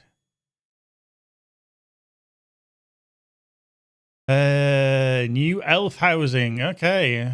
Okay. So that will have been from scenario then. We're doing the casual stroll. Okay. Okay. Jimmy, how you doing? So that's interesting. If you want to have a look at that, take a look at the elven housing. I'm quite happy with my house because it gets me everywhere that I need to go and I don't think I'll swap it. But some people do like to have houses in various places. Okay. There we go. Right, so this character, farmer, forester, woodworker. Interestingly, let's have a look.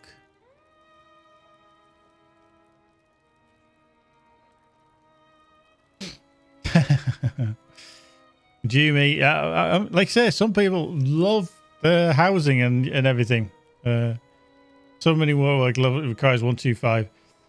Right, so this character again, he is an honored master of the guild, so I can do the same trick for this character. So it requires 125. Now, so is that 125 just to get to Umbar, or could you be like summoned to Gondor kind of thing and then boat across? Mind you, it's would you be able to boat across? Oh, I think there has to be a way that you can get across here. There has to be. There's gotta be. There's gotta be a way.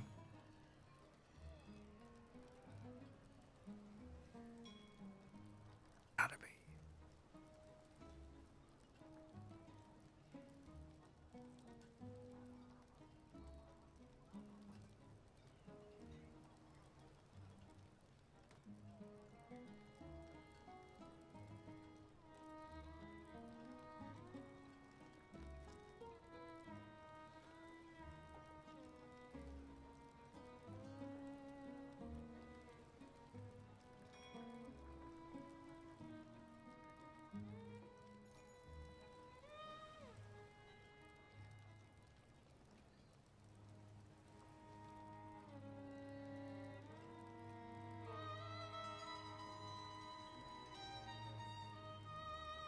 Okay. Just trying to keep up with some discussion on the bulldogs in terms of some people what they've actually found to get here at lower level. The lowest that somebody's managed to do it at was level 39, and basically they need to get to Lond Kirion, obviously in Gondor. Hang on, we need to get the correct map, don't we? Gondor, King's Gondor. Hang on. Tales of Yore, is it going to be that?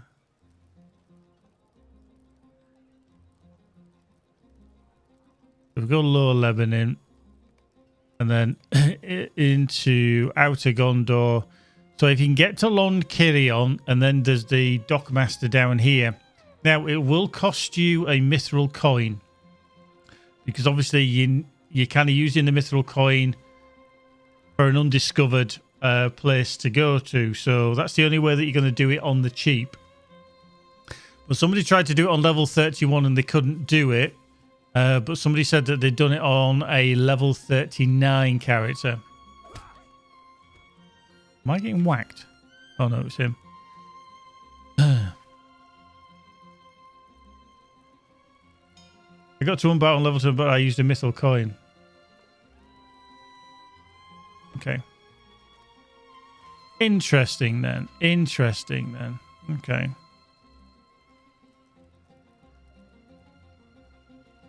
Let's try a little test here. Just for purely scientific reasons, I'm going to try something and see if I can get to if I can get there.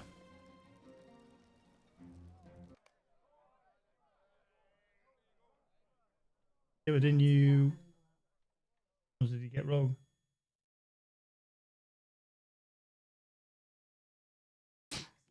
Robbed. Now I've got a level 38 there, which he sat at the Cape of Belfalas. That's my lowest character that I could possibly use.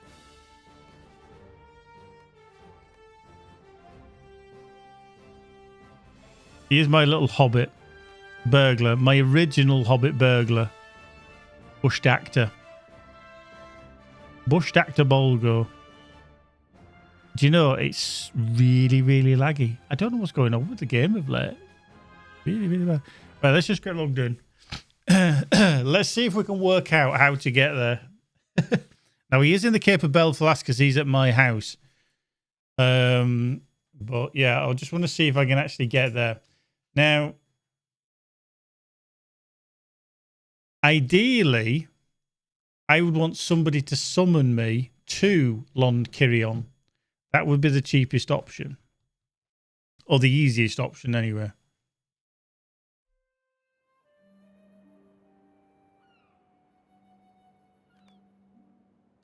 Because otherwise, I can't imagine that I'm going to get there.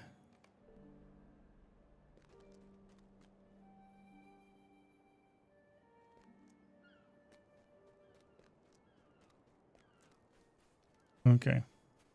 I love how this far ranging stable master doesn't have that. How can I be of service? Yeah. Right, okay. Now, he hasn't moved from here for years, so this could be interesting. Yeah, I'm just going to see if there's anywhere that I can actually get there. Now, that's the homestead, so that's not going to go good. He hasn't even been to Rivendell yet, so this is how bad he is. Went to home, Kellendim, Thorin's Hall, Southbury. I think the closest I'd actually get... Yeah, so that's the...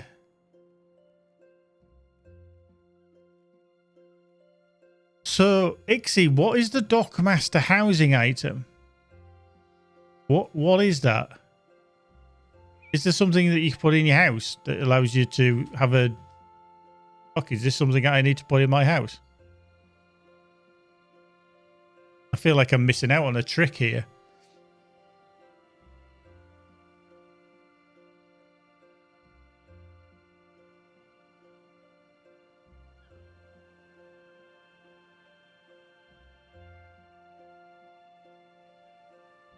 Oh, it goes in your house. Is it a item you need to craft? Is it a housing item you craft, or is it one that you buy? You buy it under Umbar for mithril coins. Okay. So is it in the Lotro store? Okay, let me have a look. Let's have a little look in the store. Oh no, if you're buying it for mithril coins, you won't do, will you? You'll be buying it in game. Yeah, hang on. Go away, you. I don't want you. It's a housing NPC in Umbar. Ah, okay. Oh, fuck, that's there. Go away. Doink. Thank you. Okay, well, that'll be interesting because I want to try that then. So, housing NPC in Umbar. Right, okay. Before we do this then, we're going to switch. Hey, another Voyage of Discovery. I've actually dropped 240 frames, which is unusual. I've not done that in years. Right, okay. So,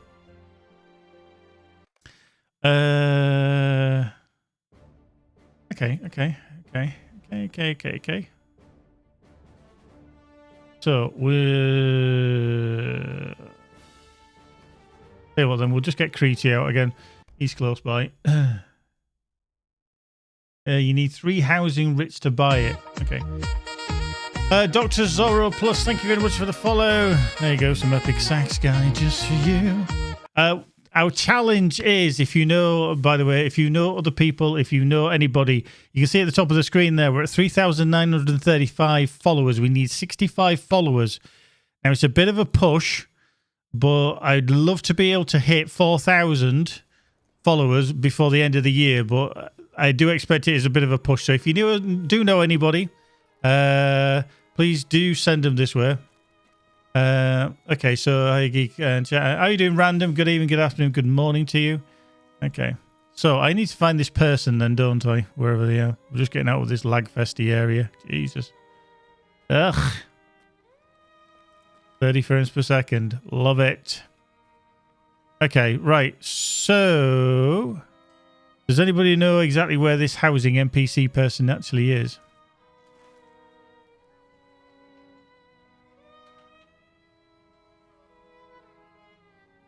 Yeah, to be honest with you, Dr. Zorro, I tried that. I literally gained a handful of FPS. I think the other thing is because I'm streaming as well. That does take off some FPS. So the housing NPC is west of the East Gate. So, okay, so he's quite close then. So he's going to be there, isn't he? In the market area. Whoop, got wrapped. See ya. Okay. Let's head over here then. And I think, to be honest with you, it's just this area. It makes Minas Tirith look like a stroll in the park.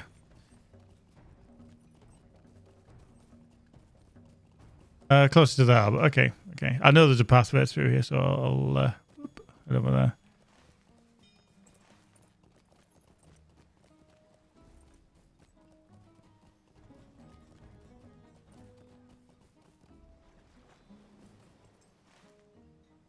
Yeah, somewhere over here, perhaps.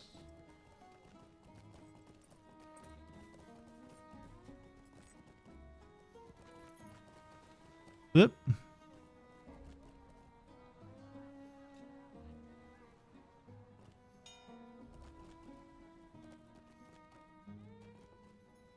So he's west of the East Gate, so we're at the East Gate now.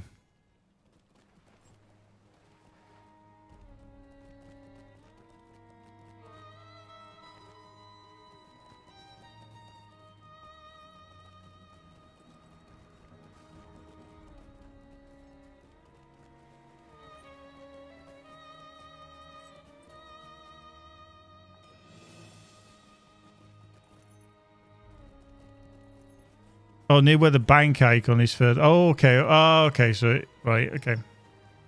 We'll head back over there. Further west. We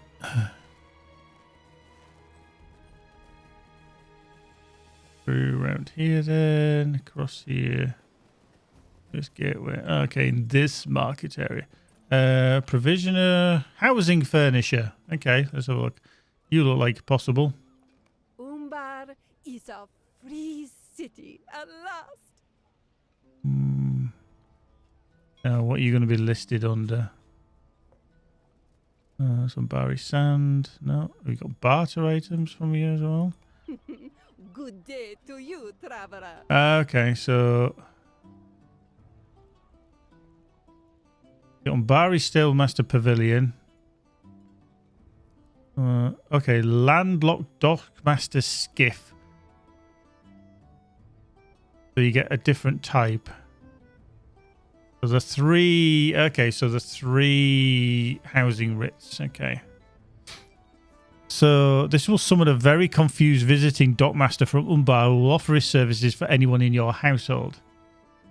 Okay, so that one's him with a white and... Okay, that's a slightly different one. Okay.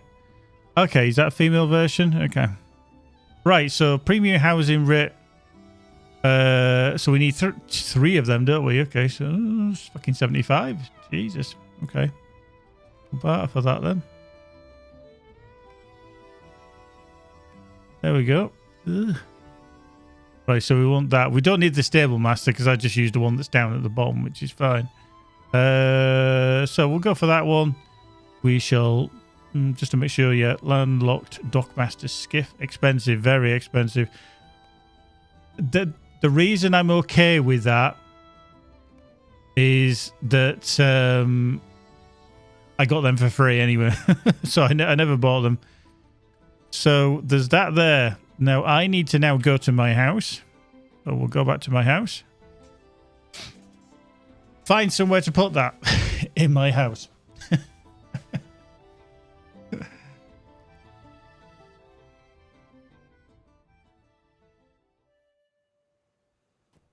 Okay, so let's go into decorating mode. Let's have a look at the item. It is furniture yard, mobile yard. Okay. Yeah, we've got Samwise Ganji. Can we put it? No, I can't put it there. Whoop, hello. We can put it there. Okay.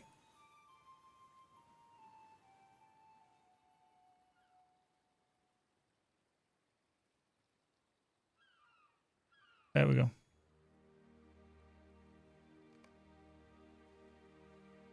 Then we don't need that dwarf made ballista. We're just going to get rid of it.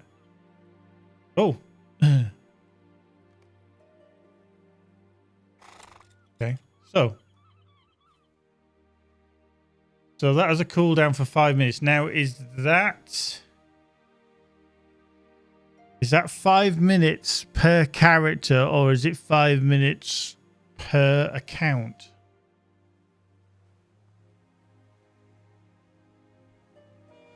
Okay, we'll try. Hey! Hello, Dockmaster. Right. Okay, so that can take you to Lone Kirion.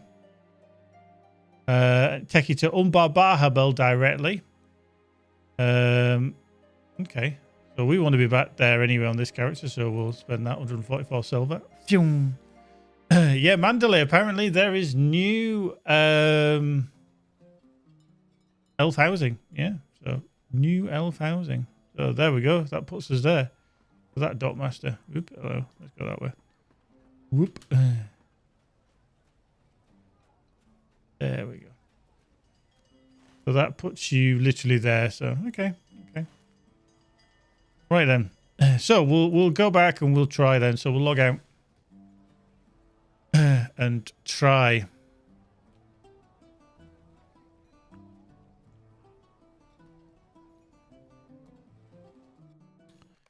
Right. So we want to go back to Bush Doctor, who's at the Cape of Belfast, which is at my house. My house. And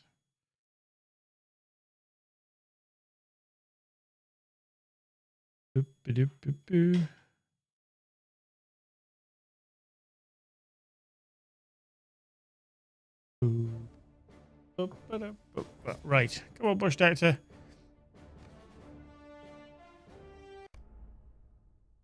Let's get you logged in. So yeah, it could be 5 minutes cooldown per character, I would have thought, rather than 5 minutes per account. Otherwise, other people that have access maybe to your house wouldn't be able to dive in and use the various features, which would be a bit of a problem. Oh, he snows.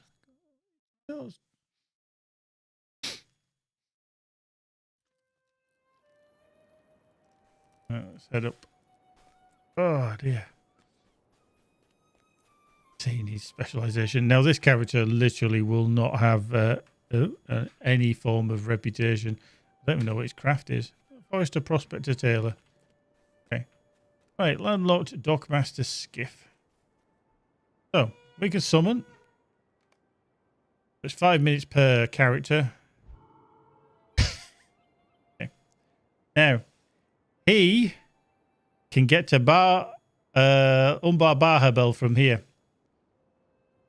And it will cost me 1 mithril coin to get there. Yeah. However, once you find it, you shouldn't have to use the mithril coin after that. I'm going to try it.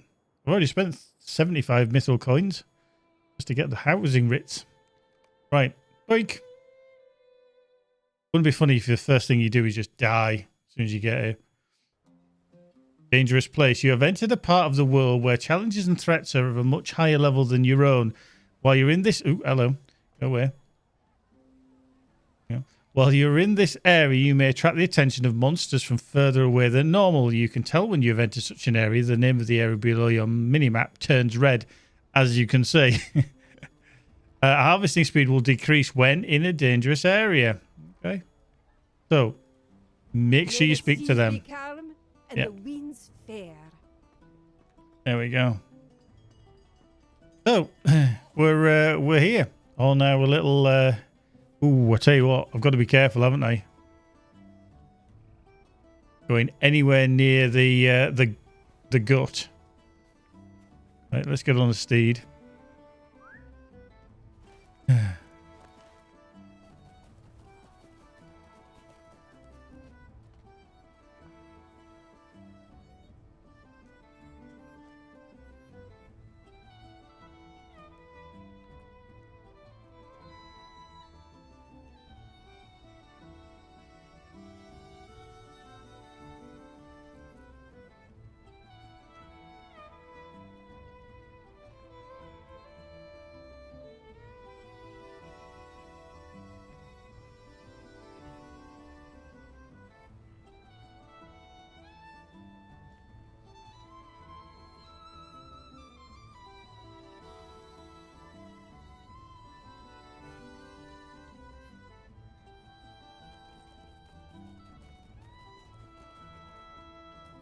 just so terrified that I'm going to fucking waltz into someone that's definitely going to kill me as soon as they look at me.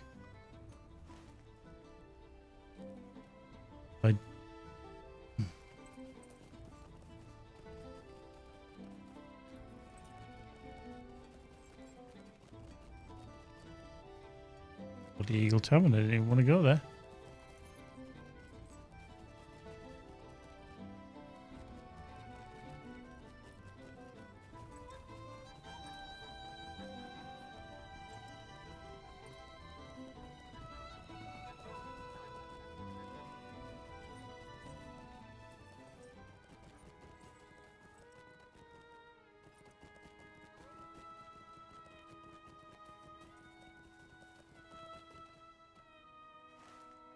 Right, I just want to find. Oh, let's do here in the gate. Might as well find the gateways while I'm here, hadn't I? I'll be very confused if I ever get this character to level cap. I'll be like, when the fuck did I come here? To you, traveler.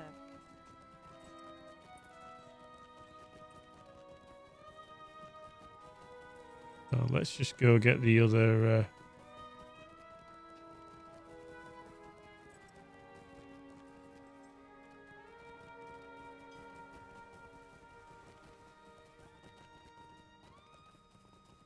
I didn't actually realise there was a northern gate, but there you go. Northern.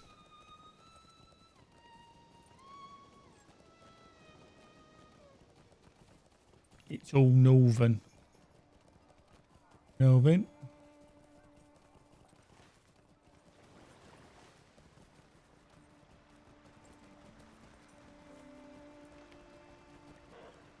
Boop.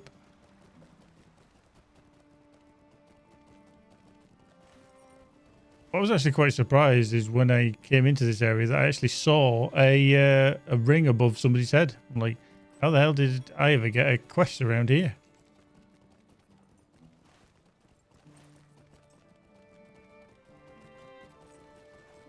Yeah, Umbar, I kind of worked that one out. It's on a per character basis.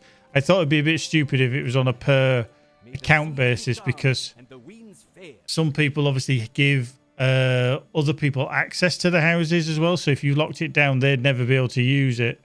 Yeah, I thought it would be a per character basis.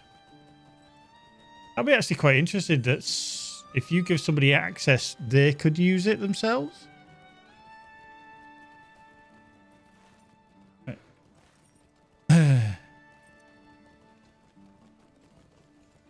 So yeah, I've just spent 76 mythical coins. Ugh. Ugh. Yeah, it was all the free ones I got because I got them 400 for free, didn't I?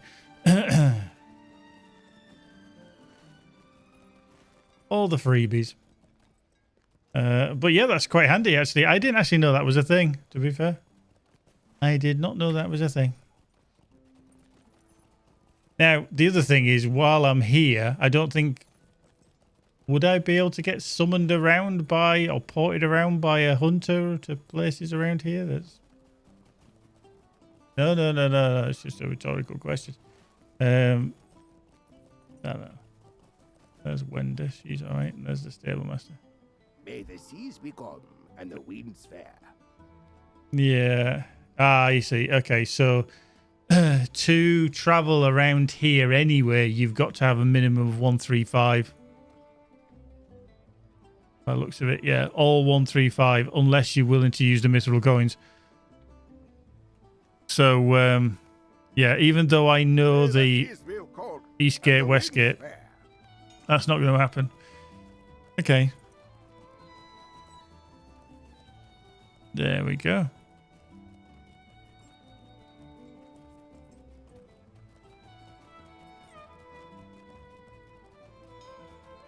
Well, at least we know that it works, and that's a feasible option.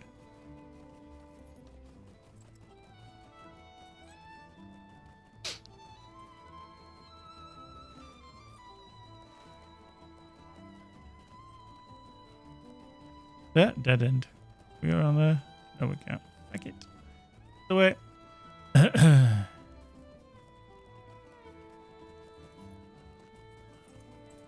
So yeah, whilst we have unlocked all the, the ports and stuff. I mean, hang on, where am I? I'm located at Estelden. Oh, hang on, it's this way. Dickhead. So is that the only... Yeah, it'd be nice if they had a barter port to travel to Umbar Crafthall. Now, you can get the Bloody Eagle one, can't you? Which I did find on this character, and I'm not entirely sure where it is. But yeah, there is a port to the Bloody Eagle, wherever that is, because I can't remember that exactly now. I'm actually just thinking, if I ever need to come here, which I don't think, yeah, minimum 125, so you can't actually use that, so you'd have to use the skiff. I thought, can you bind it here? I don't think there's a port directly to the Umbar Crafthall. I think you closest you can get is the Bloody Eagle Tavern.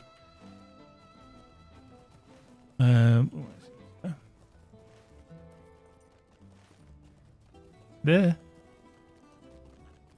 My problem is going to be getting anywhere near this crafting hall without dying.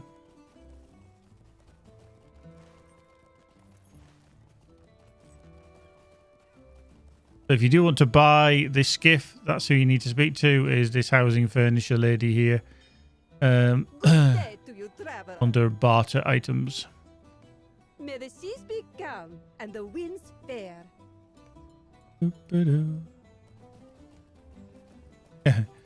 Yeah, somebody had a little scrap with the eagle.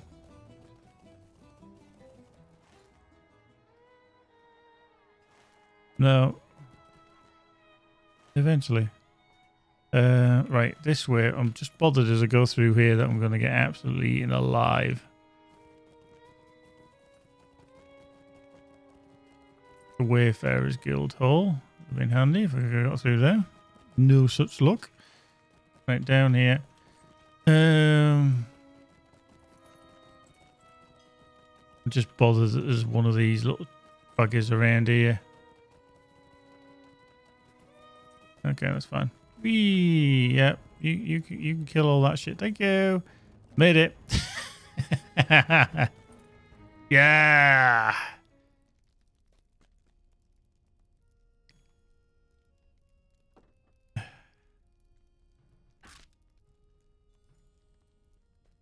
Oop. Right, so my character, I've actually got anything in terms of reputation with anything yet? No. He's not done any of the crafting guilds, so actually getting here is pretty pointless for him. However, in the interest of science, yeah, level 38 you can get to here, at least, if not earlier. So if you've got the yeah, Mandalay, it's worse than Minas Tirith. At least with Minas Tirith, you knew that if you went all the way around one side, if you didn't find the stairs or the ramp up, you go back around the other side and you'd find it. With this, whoo. So yeah, interest of science we've got here. We can't do shit here, unfortunately, but there you go. Especially because this character has not got any of the guild stuff going on. Doop. Yeah, so they say I left him way behind. So, yeah. No reputation. Not a smidge. Not a thing. Rubbish. Right, anyway, so we'll leave him there for the time being. It is. At least we know. And at least I know, interestingly, that I should be able to get my other characters there to Umbar that have crafted related, because I've got some obviously lower levels. Why did he not log out? Well, bush actor, get out. Get out, I tell you. So just way up, thank you very much. Plenty of viewers of plenty. Whoa. Rowing Tharn, Maters Lemmy, Raz, Fagin, Riverflow, and Strife, LWND. There you go. You got a gifted sub from the legend that is Kerr too. Thank you very much, Kerr. You absolute bonkers person, supporter of the channel. Let me just do some VIP-nessing.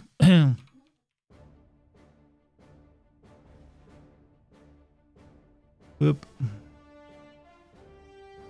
Just do Lemmy.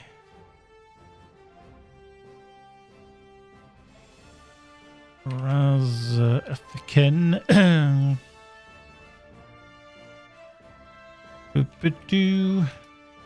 River flow. There's a VIP. And last and certainly not least, Strife. LWMD. There we go. VIPs of the channel. Now, when you've got a subscription, whether you've got the generosity of people like Kerr giving out community subs, or if you subscribe on your own, then you won't see any adverts during the streams when I do them, because they can be quite annoying. I try to keep them to a minimum. There's a few every hour, and I kind of do get a heads up whenever there's going to be some, so I can kind of temper when I'm going to be actually doing any chitter chat, but not always. But thank you very much, Kerr. Like I say, those lucky people: Rowinthard, Matus Lemmy, Raz for Ken, Riverfloat, and Strife. You are now all subscribers to the channel for a whole month. So you are lucky, boys and girls. Right, so let's see, who else have we possibly got that's capped out? I'll check my hunter here. My hunter may be a good option, because I know he's capped, I think, with the Scholars Guild and with the Weaponsmith Guild. Interesting, with the changes that have happened with, obviously, Lotra on the crafting, has anybody actually switched out any of their crafting professions? Obviously, the vocations have now gone, you know, so you're not a tinkerer anymore or anything like that, or you're yeoman. You literally just have your 3 professions, which you can pick and choose as you like. Have you got rid of any? Have you changed any? I haven't yet. I'm still not yet.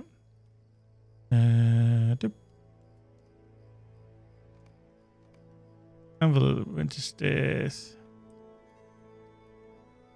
Decline. That. Finish now. There we go. Right. Got a few farmers cooks as I have level guilds in out. So kept all mine as they were. Didn't want to swap any. Yeah, I mean, I haven't done any yet. There may be the odd one that I might pick up, but if they're high level characters, I can't see that I'm going to go back and get the lower levels again. I just couldn't imagine doing it. Right, I'm going to travel to my premium house on this character. I need to speak to Wendy Cranesbill because mine's run out. Rubbish. Rubbish. So we'll just dive down here. Feels strange on a hunter. I've not played a hunter in a long time. Lou didn't swap any. But yeah, my Mariner pretty much is going to be the first one to choose whatever she wants to be as we go through. Now, if I'm honest, I'm just probably going to do resources. I'm going to collect wood. I'm going to collect ore and then something else. I actually don't know what else. Oops. Will you give me a moment of your time? Will you give me a moment of your time? What can I do for you? Right, there we go. There we go. And there. So, right.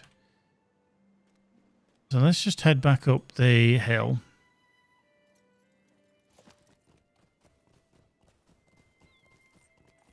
Yeah, there's my use with a boat on a ledge. Now, I reckon that I can't get there without using a mithril coin, because I won't have discovered it. Hey, up, she whooped up. What? Stand still. Although, yeah, okay.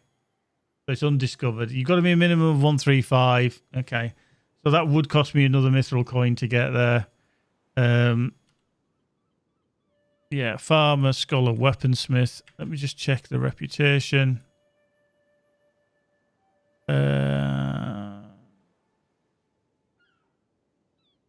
Yeah, so I'm honoured master of both of them. So this would actually be good for me to do, for want of a better phrase, to be fair. for both on this character. So yeah, I actually didn't remember doing both. I had an inkling that I had, but I didn't remember ever doing that. But this character's been around a long time. So yeah, unfortunately, I'm going to use one more mithril coin just to get this character to bar. Did I just choose the wrong one? That took me to Halrax. Did I choose the wrong one? Shit. Yeah. Greetings, kind traveler.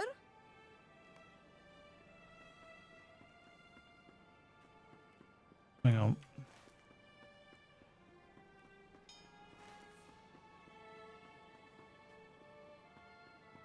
Where can she get me to?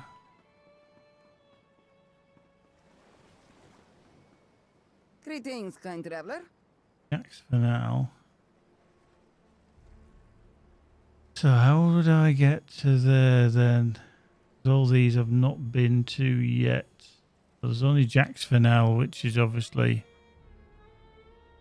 Yeah, hopefully.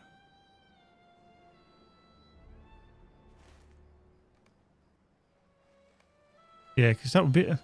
That's weird, actually, because I can... okay. So from Halrax, I can go to Jax for now. Okay, I'll tell you what I'm going to do. I'm just going to travel to Jax for now. It's only going to cost me 144 silver. The Dockmaster... Is a free city I'd have to... Halrax is where I've just come from, so... Halrax where I just came from? Yeah. Why is Halrax giving me the option to travel for one mithril coin when I can just use silver? Strange. Right, tell you what we're going to do then. So from here, I'm going to zing down to bottom, then to Kutra, and then to... I'm just going to get a little journey since I'm on the island.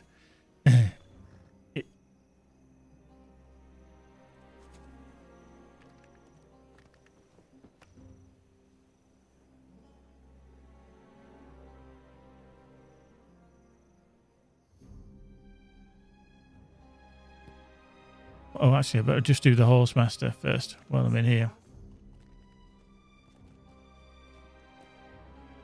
Right. Umbar is a free city at last. There we go. So we found that one. Right. So we're going to head on down. You see how quiet it is around here, you know, obviously fairly recently. Road trip! Yeah, we're doing an island road. It's like going on a summer holiday to the Caribbean, isn't it? You know, we're just going to head down here. We're just picking up one of those little... We're going to have to be careful. Everything's massively above my level because I'm only at 140. I mean, at least the good thing is I'm not red around here because obviously the levels, even though they're a lot higher than me, aren't that bad.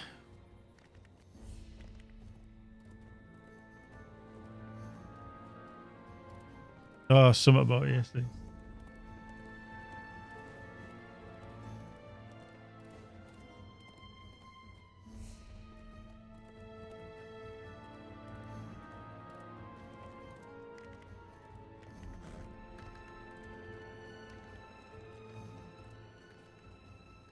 True, Mandalay. You can always desperate flight. I'd have to find that button because I can't remember what that one looks like. I haven't played the Hunter in a while, but yeah. So yeah, we're going on a little road trip. You know, taking the sights. It's a nice evening here. Late watches just before dawn, so it's going to be a nice, cool sunrise there. Well, over the other side anyway. Over there because obviously it rises in the east, sets in the west.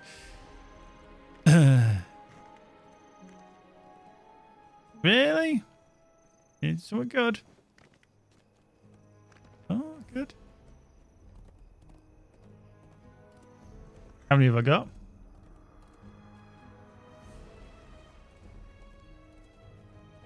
How many?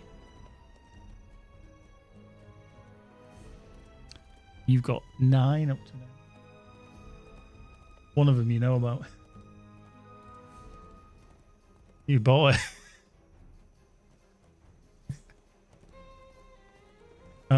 Yet. Wow. Well, that hurt. Jesus. How Hamburger with onion rings. Not bad, not bad. Don't think I could eat that now.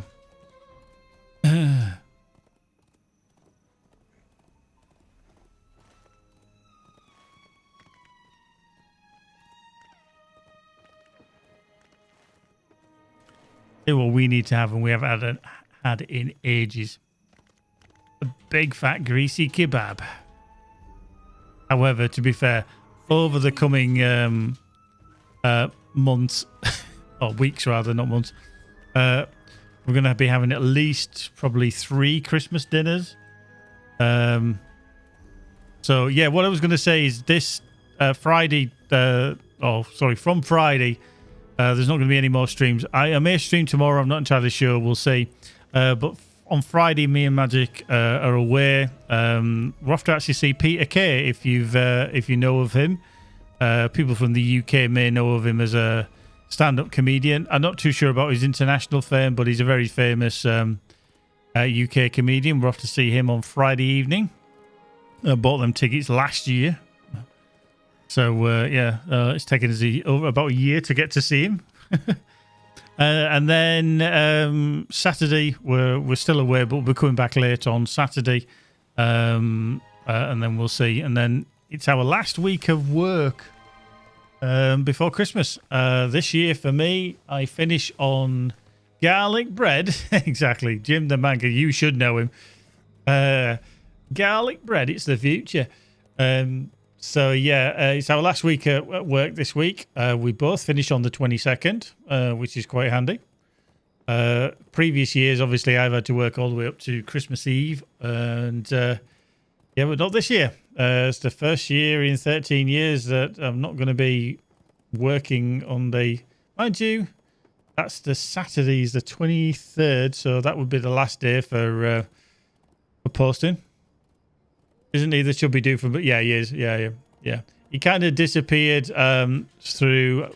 It was either kind of his own ill health or a member of his family that he just said. I think it was his last tour that he did about 2012 or something like that.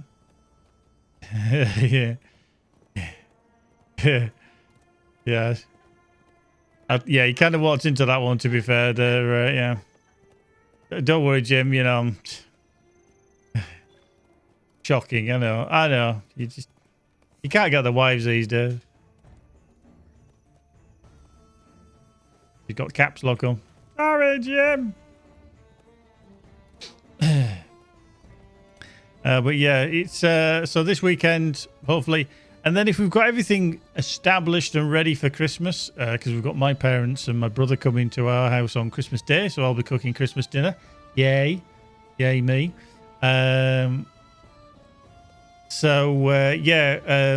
Hopefully if we've got that, then we might do some streams just before Christmas, because we'll be free up until Christmas Day, and then we're pretty much from that onwards we'll have family here from Christmas Day, Boxing Day up until New Year. Right, onwards we go. Right, let's see if we can get to Bar Habel. What are you cooking? A traditional Christmas dinner, so we'll be doing turkey. There'll be pigs in blankets. My delicacy that I've practiced over the past 2 or 3 years is my homemade roast potatoes. Some nice Maris pipers in some goose fat. They come up nice and crispy and golden. Oof. So there'll be probably some stuffing. There'll be some roast veg as well, sprouts, and I don't know whether we're, like, say, when we get back on Saturday, I don't know if we'll do a stream Saturday night. Sunday's probably going to be a write-off as well, because we've got to do basically our big Christmas shop on that Sunday. So yeah, we've got plenty to do on that day as well. So it's going to be quite a busy weekend for us here. And then, like I said, back to work Monday until late Friday, because it is the last stream of the year for Rockfish on the 22nd. So we're going to be doing that. And then after that, I'll be off for 9 days. 9 days. What is that? 9 fludder schmucker days. Blimey, Charlie.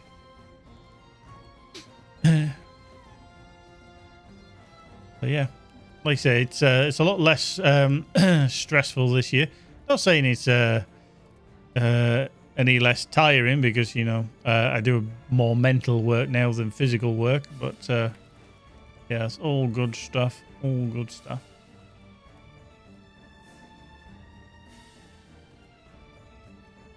Oop.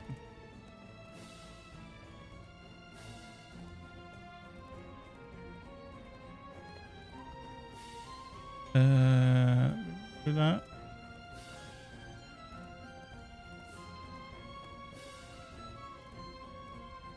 Here we are.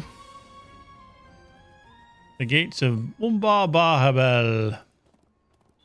Marvelous. Hit the brakes. Marvelous. There we go. Right, stable master. Boom. And the winds fair. Right, so now we can do our little travel around. I'm just going to use the Elf Ambassador's horse for this. Mandalay is headed to the beach. Nice. That would be very weird for us in the UK to do something like that. You know, if it was like warm enough for that kind of shit. No, don't get me wrong, going for a walk on Christmas Day is not a problem, you know, stuff like that. But yeah, actually being on the beach for Christmas Day would seem quite weird. Again, it's just a kind of regional thing in terms of climate. You know, if you're in a sunnier climb, you know, southern hemisphere job, then it's going to be odd. You know, if from a northern hemisphere kind of person to actually do that. So yeah, interesting. I can't pick up any of these quests here. Quite funny. Nice. Off we go over the bridge. Grab a tan. Yeah. Yeah, I mean, next year I'll struggle to probably get a suntan. I used to get one just by working, being outdoors, whereas this year I kind of curtailed that by stop working outdoors in June. So actually, what day are we on? Oh, actually 6 months to the day that I actually changed job. I actually left my postal job 6 months ago. So yeah, on the 13th of June was the last day I worked for Royal Mail. Yay. Whoop, hello. And then I started on the 19th, on the Monday after. There we go, you see.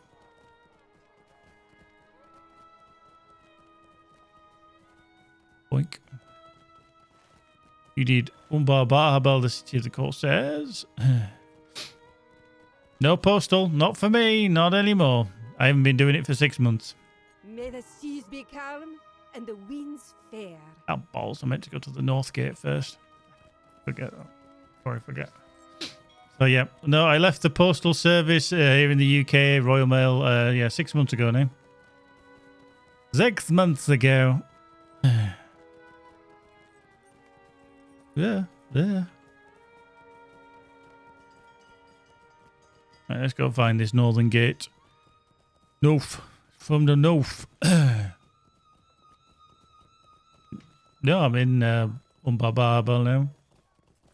Boop.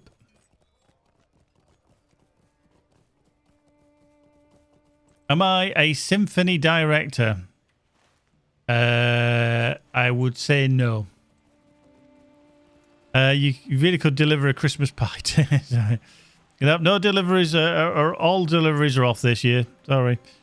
Yeah, you've all shit out. You should have asked me last year when I was still a postie, but no, all gone now.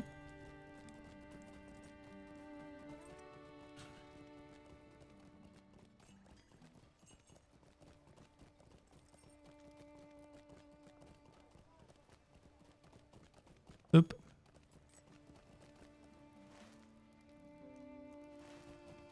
Actually, I'd have to find that out because I can't remember. I don't know what level it is that you can do the dailies at Belinzul with the proto thingies, Hugh Horns and stuff like that. I'm not entirely sure. I'd have to look.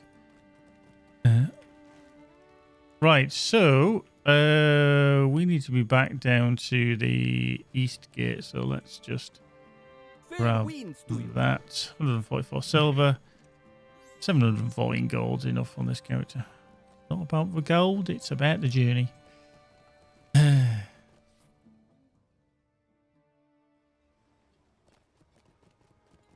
Level 145. I thought it may be. Thanks, Lou. Thank you, my dear. Much appreciated. Okay, right. Let's see if we can not get ourselves killed by going through the gut.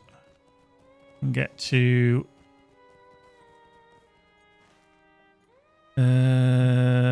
actually, we probably want to go across this way. Go across this way.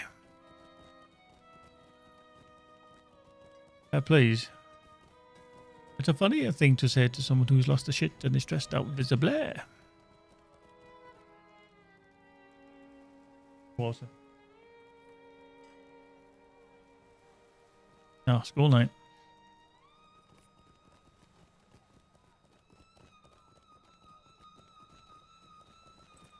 Right, let's head over here. Okay, so... Ooh, oh, wow. Somebody's just got dicked.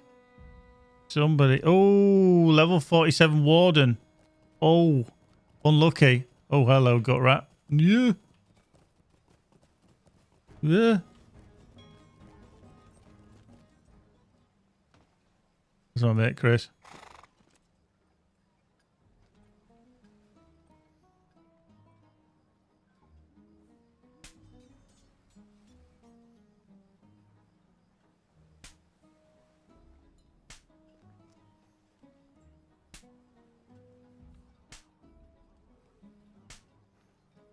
How long it takes him to realise.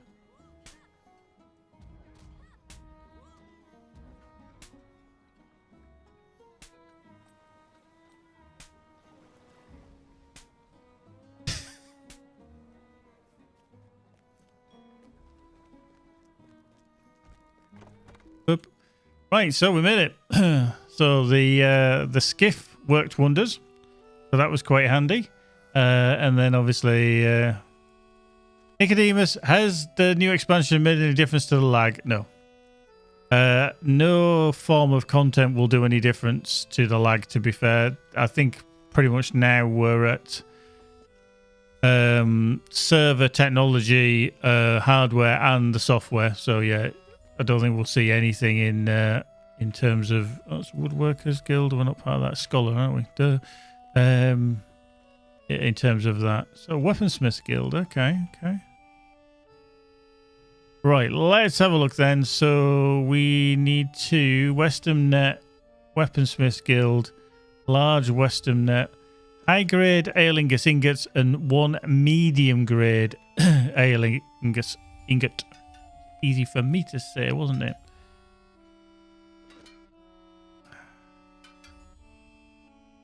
Oh,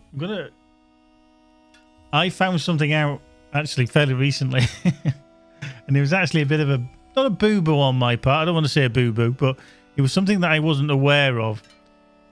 You know, obviously, if you've been gifted or you've got the Ultimate Edition of Umbar, for example, this will apply to other expansions where you get extra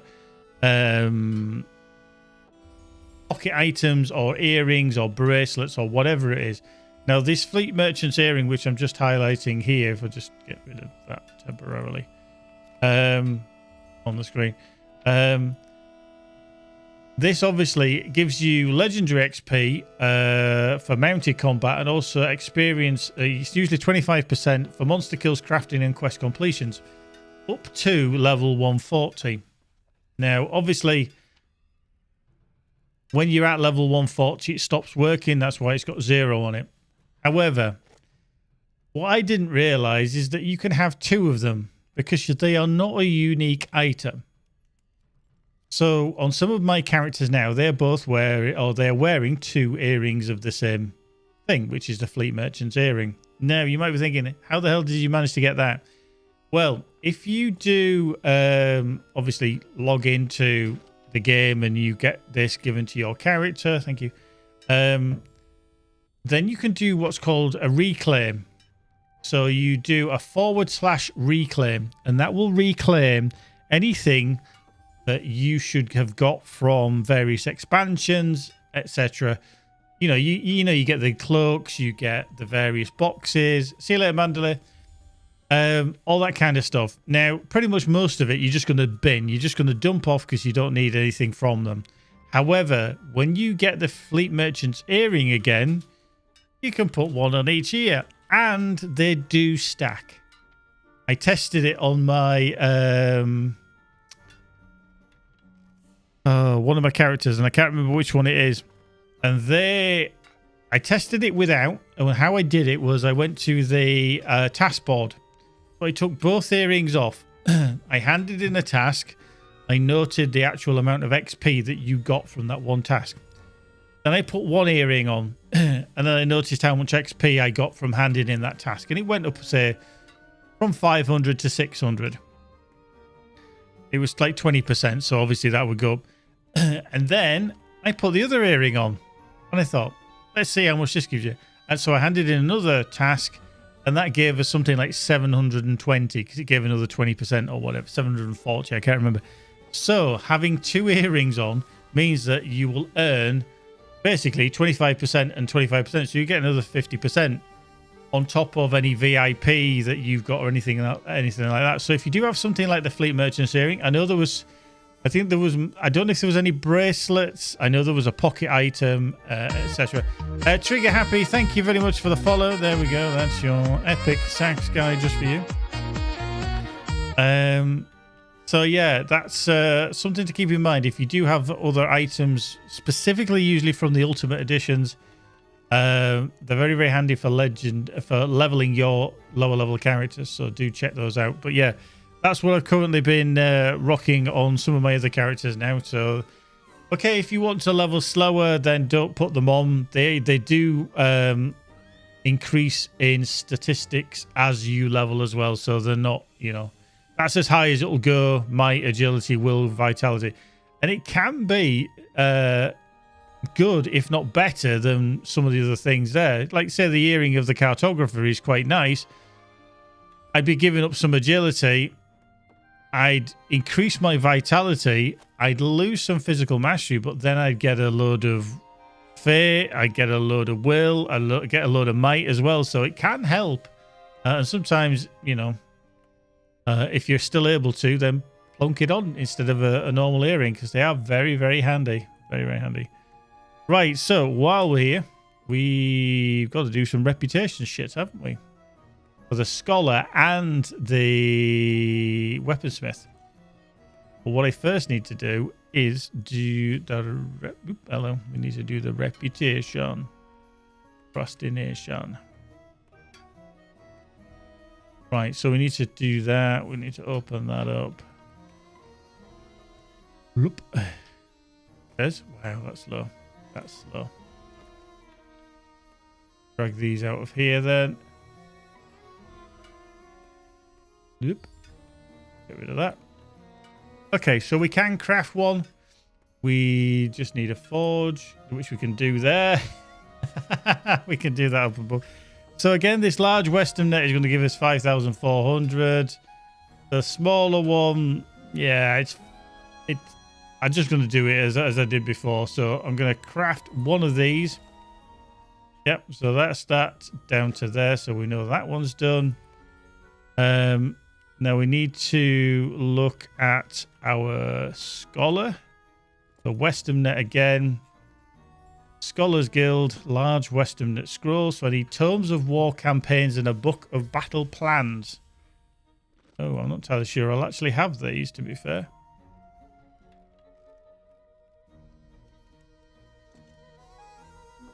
Ooh, this is slow. This is slow.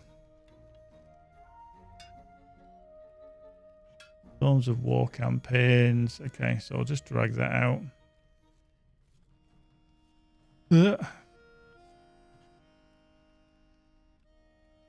Thinking about it. There we go. And a book of battle plans. Okay, I did have it. I didn't think I would. I honestly thought I was not going to have it. So, there we go. So we need to find the superior study.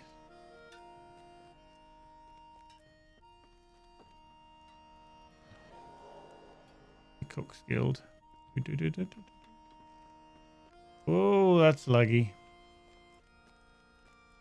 Vault Keeper, not where we want to be. Scholars Guild. There we go. There we go. Right, this is where we need to be.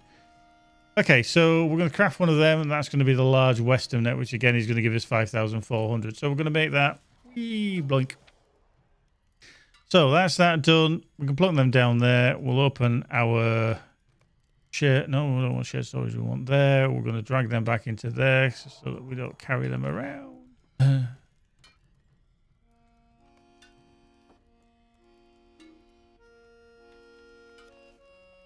Thinking about it.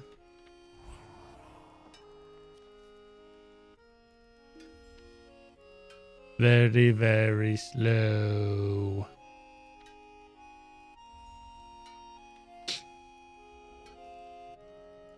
That one. Maybe. There we go. Okay. Right. So, what we also need out of here as well is the reputation. Task and rep. So, what we're going to do is grab one of those. Like I say, we've got an absolute bucket load of these, so I'm just going to use them. I might as well, you know.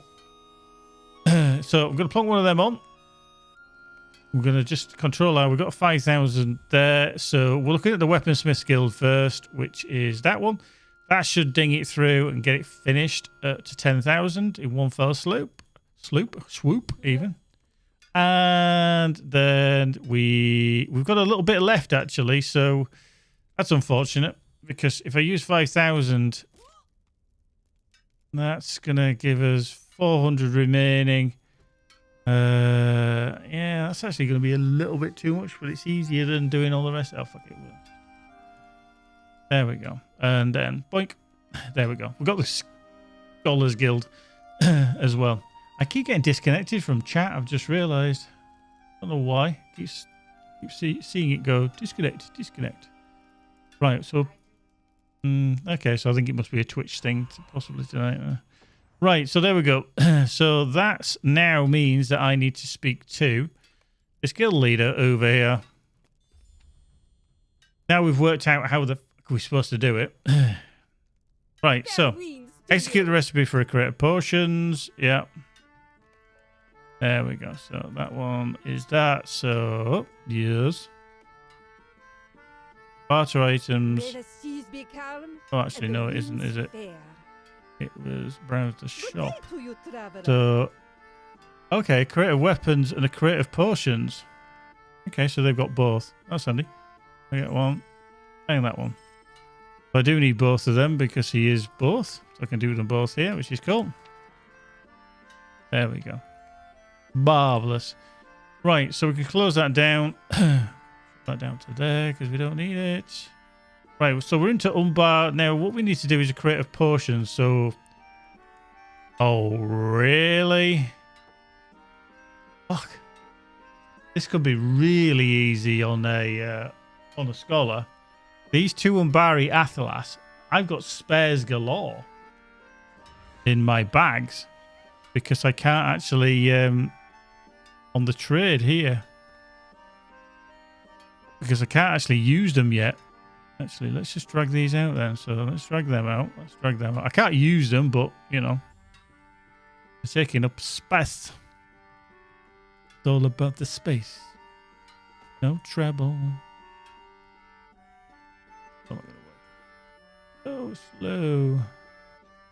That sword is going to become an offhand for me, I think, eventually. And it is a might one, so probably not. Okay, so that's them to there. And then what we need to craft is 2 Umbari milk thistle drafts. Okay.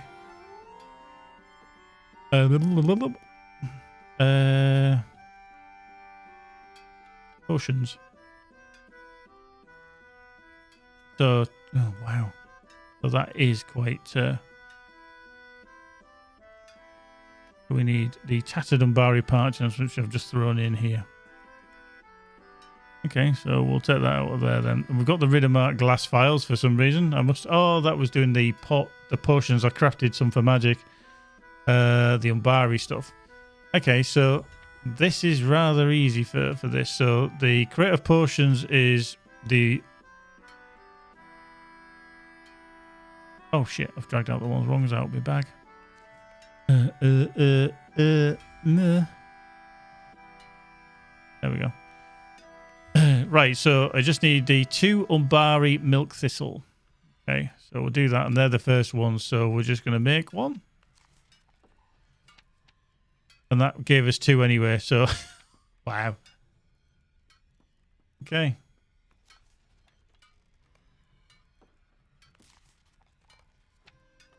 That done. Okay. And then that should, at the bottom of us, unlocked the... Oh, okay, it hasn't done yet, as it will do now. So drafts all daily. Craft guild marks. No, they're bound to character, or they're bound to account. Okay. And the Red Sea Stone, so finished now. Okay.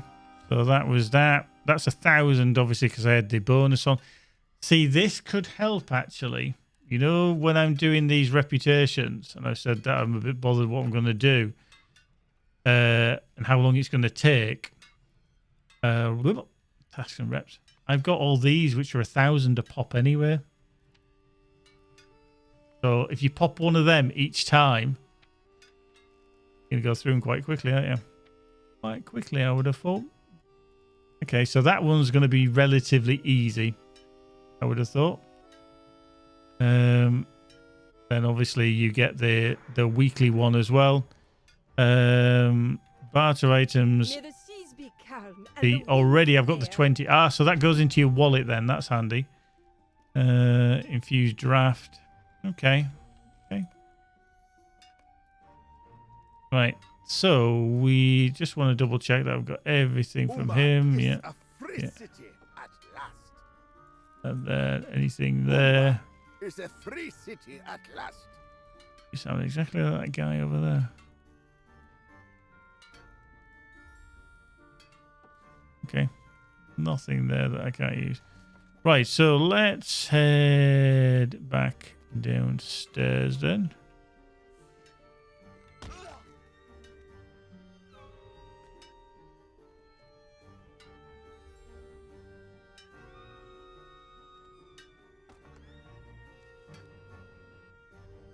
Oh, he's there. I'm like, where the fuck is he? I was like, no, he's there. Okay. Weapons check daily. May Yep. the seas will calm and the winds fair. Right, so we can shut down the Scholar. Let's have a look. We can shut down that, because that's Western Net. We don't need that. So Ember... No, we don't want Ember-worthy craft. Fuck, no. A crate of weapons. So Forged Umbari Sharp Mace and a Forged Umbari Sharp Axe.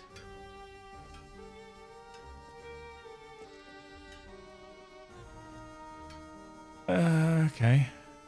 Isn't it amazing? Oh, I'm going to have to go collecting a shit ton of Umbari ingots. I think that's the problem. So I'm going to be farming ingots. Okay.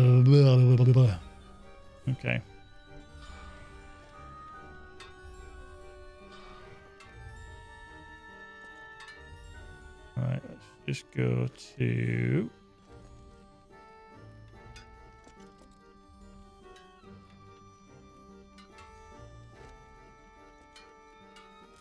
Get that out of there.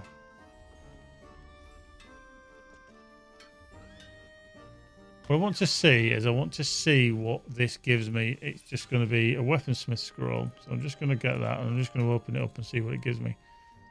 Expertly forged Umbari axe. Okay, so I already know that one, but there you go. But it is a 3-slotter.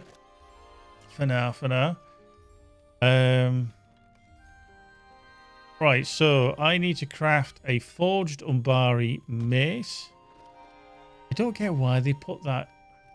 Again, these tiny little things that just irk me just a little. Forged Umbari sharp axe is the last in the list of these things that you can craft. Yet the forged Umbari sharp axe is the first. Why are these this way around? It's exactly the same apart from the axe. The axe obviously it's alphabetical. So why have they put that there and then not that there?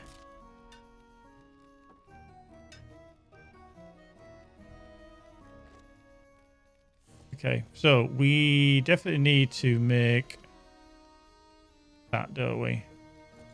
Forged Umbari Sharp Axe. Again, there's a slight naming issue.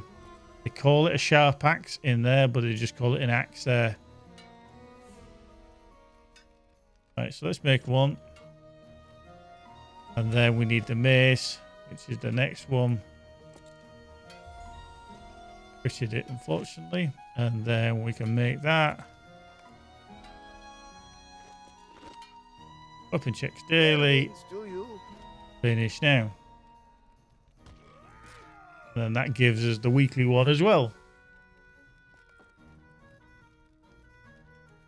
So barter items again. We've got things that we can barter for. Plating. Okay, so plating would be... Okay. This scroll grants a weaponsmith recipe. Smithing hammer. Okay. Made of luckstone. And then durable polish recipe. Bottles of durable weapon polish. So that increases your damage.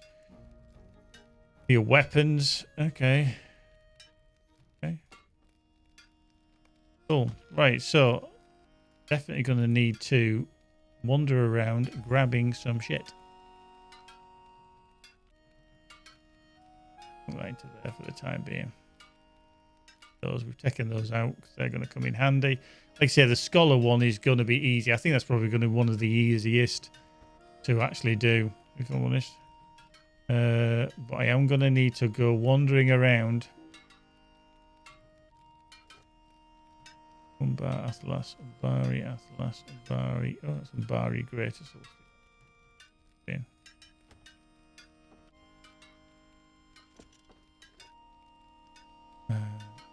Yeah, that can go into there as well.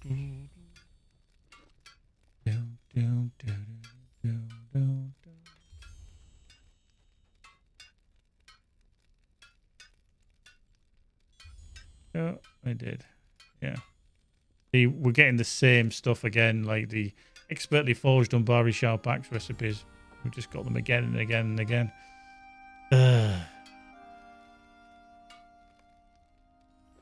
Right, so that's them done then. So, just need to find possibly where... Blinding myself.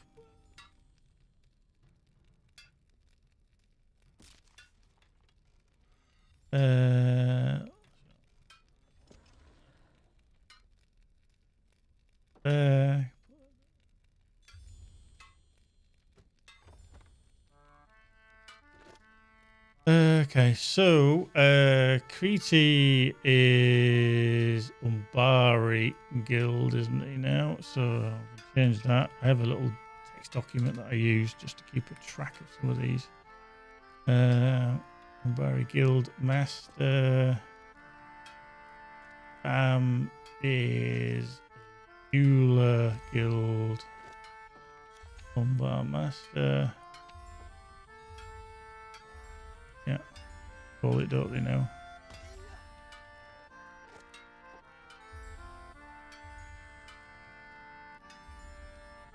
Yeah, weapons Umbar Guild member. Okay, so they're just a member now.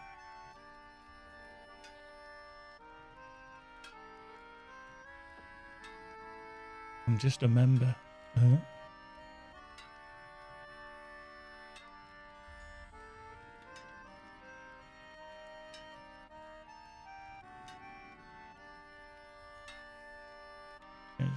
To Umbar member.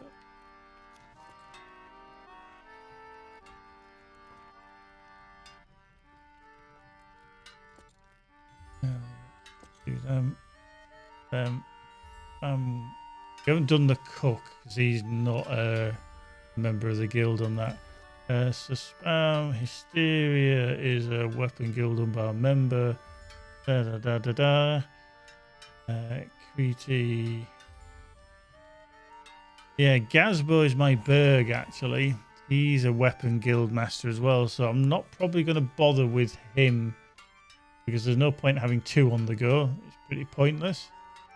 My other captain, doesn't have a guild or even a vocation. Neither does my brawler. Now my champ. Okay, I do need to bring my champ. He needs to come over here. Actually, he's a 146. Yeah. Okay.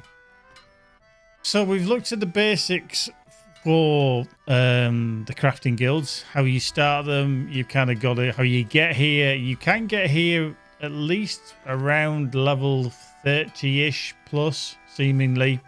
I got here on a level 38 burglar all the way down. Now they don't have the ability to craft anything, but we're just proving that you can get here.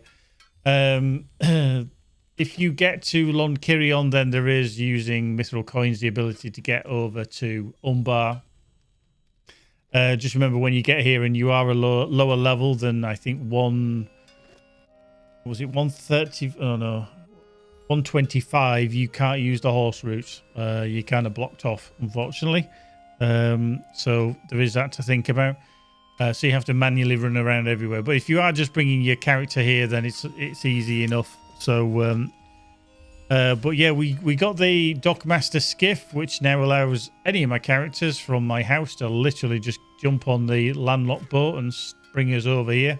Initially, it will cost you mithril coins, but at least you know once you're here, you'll be okay.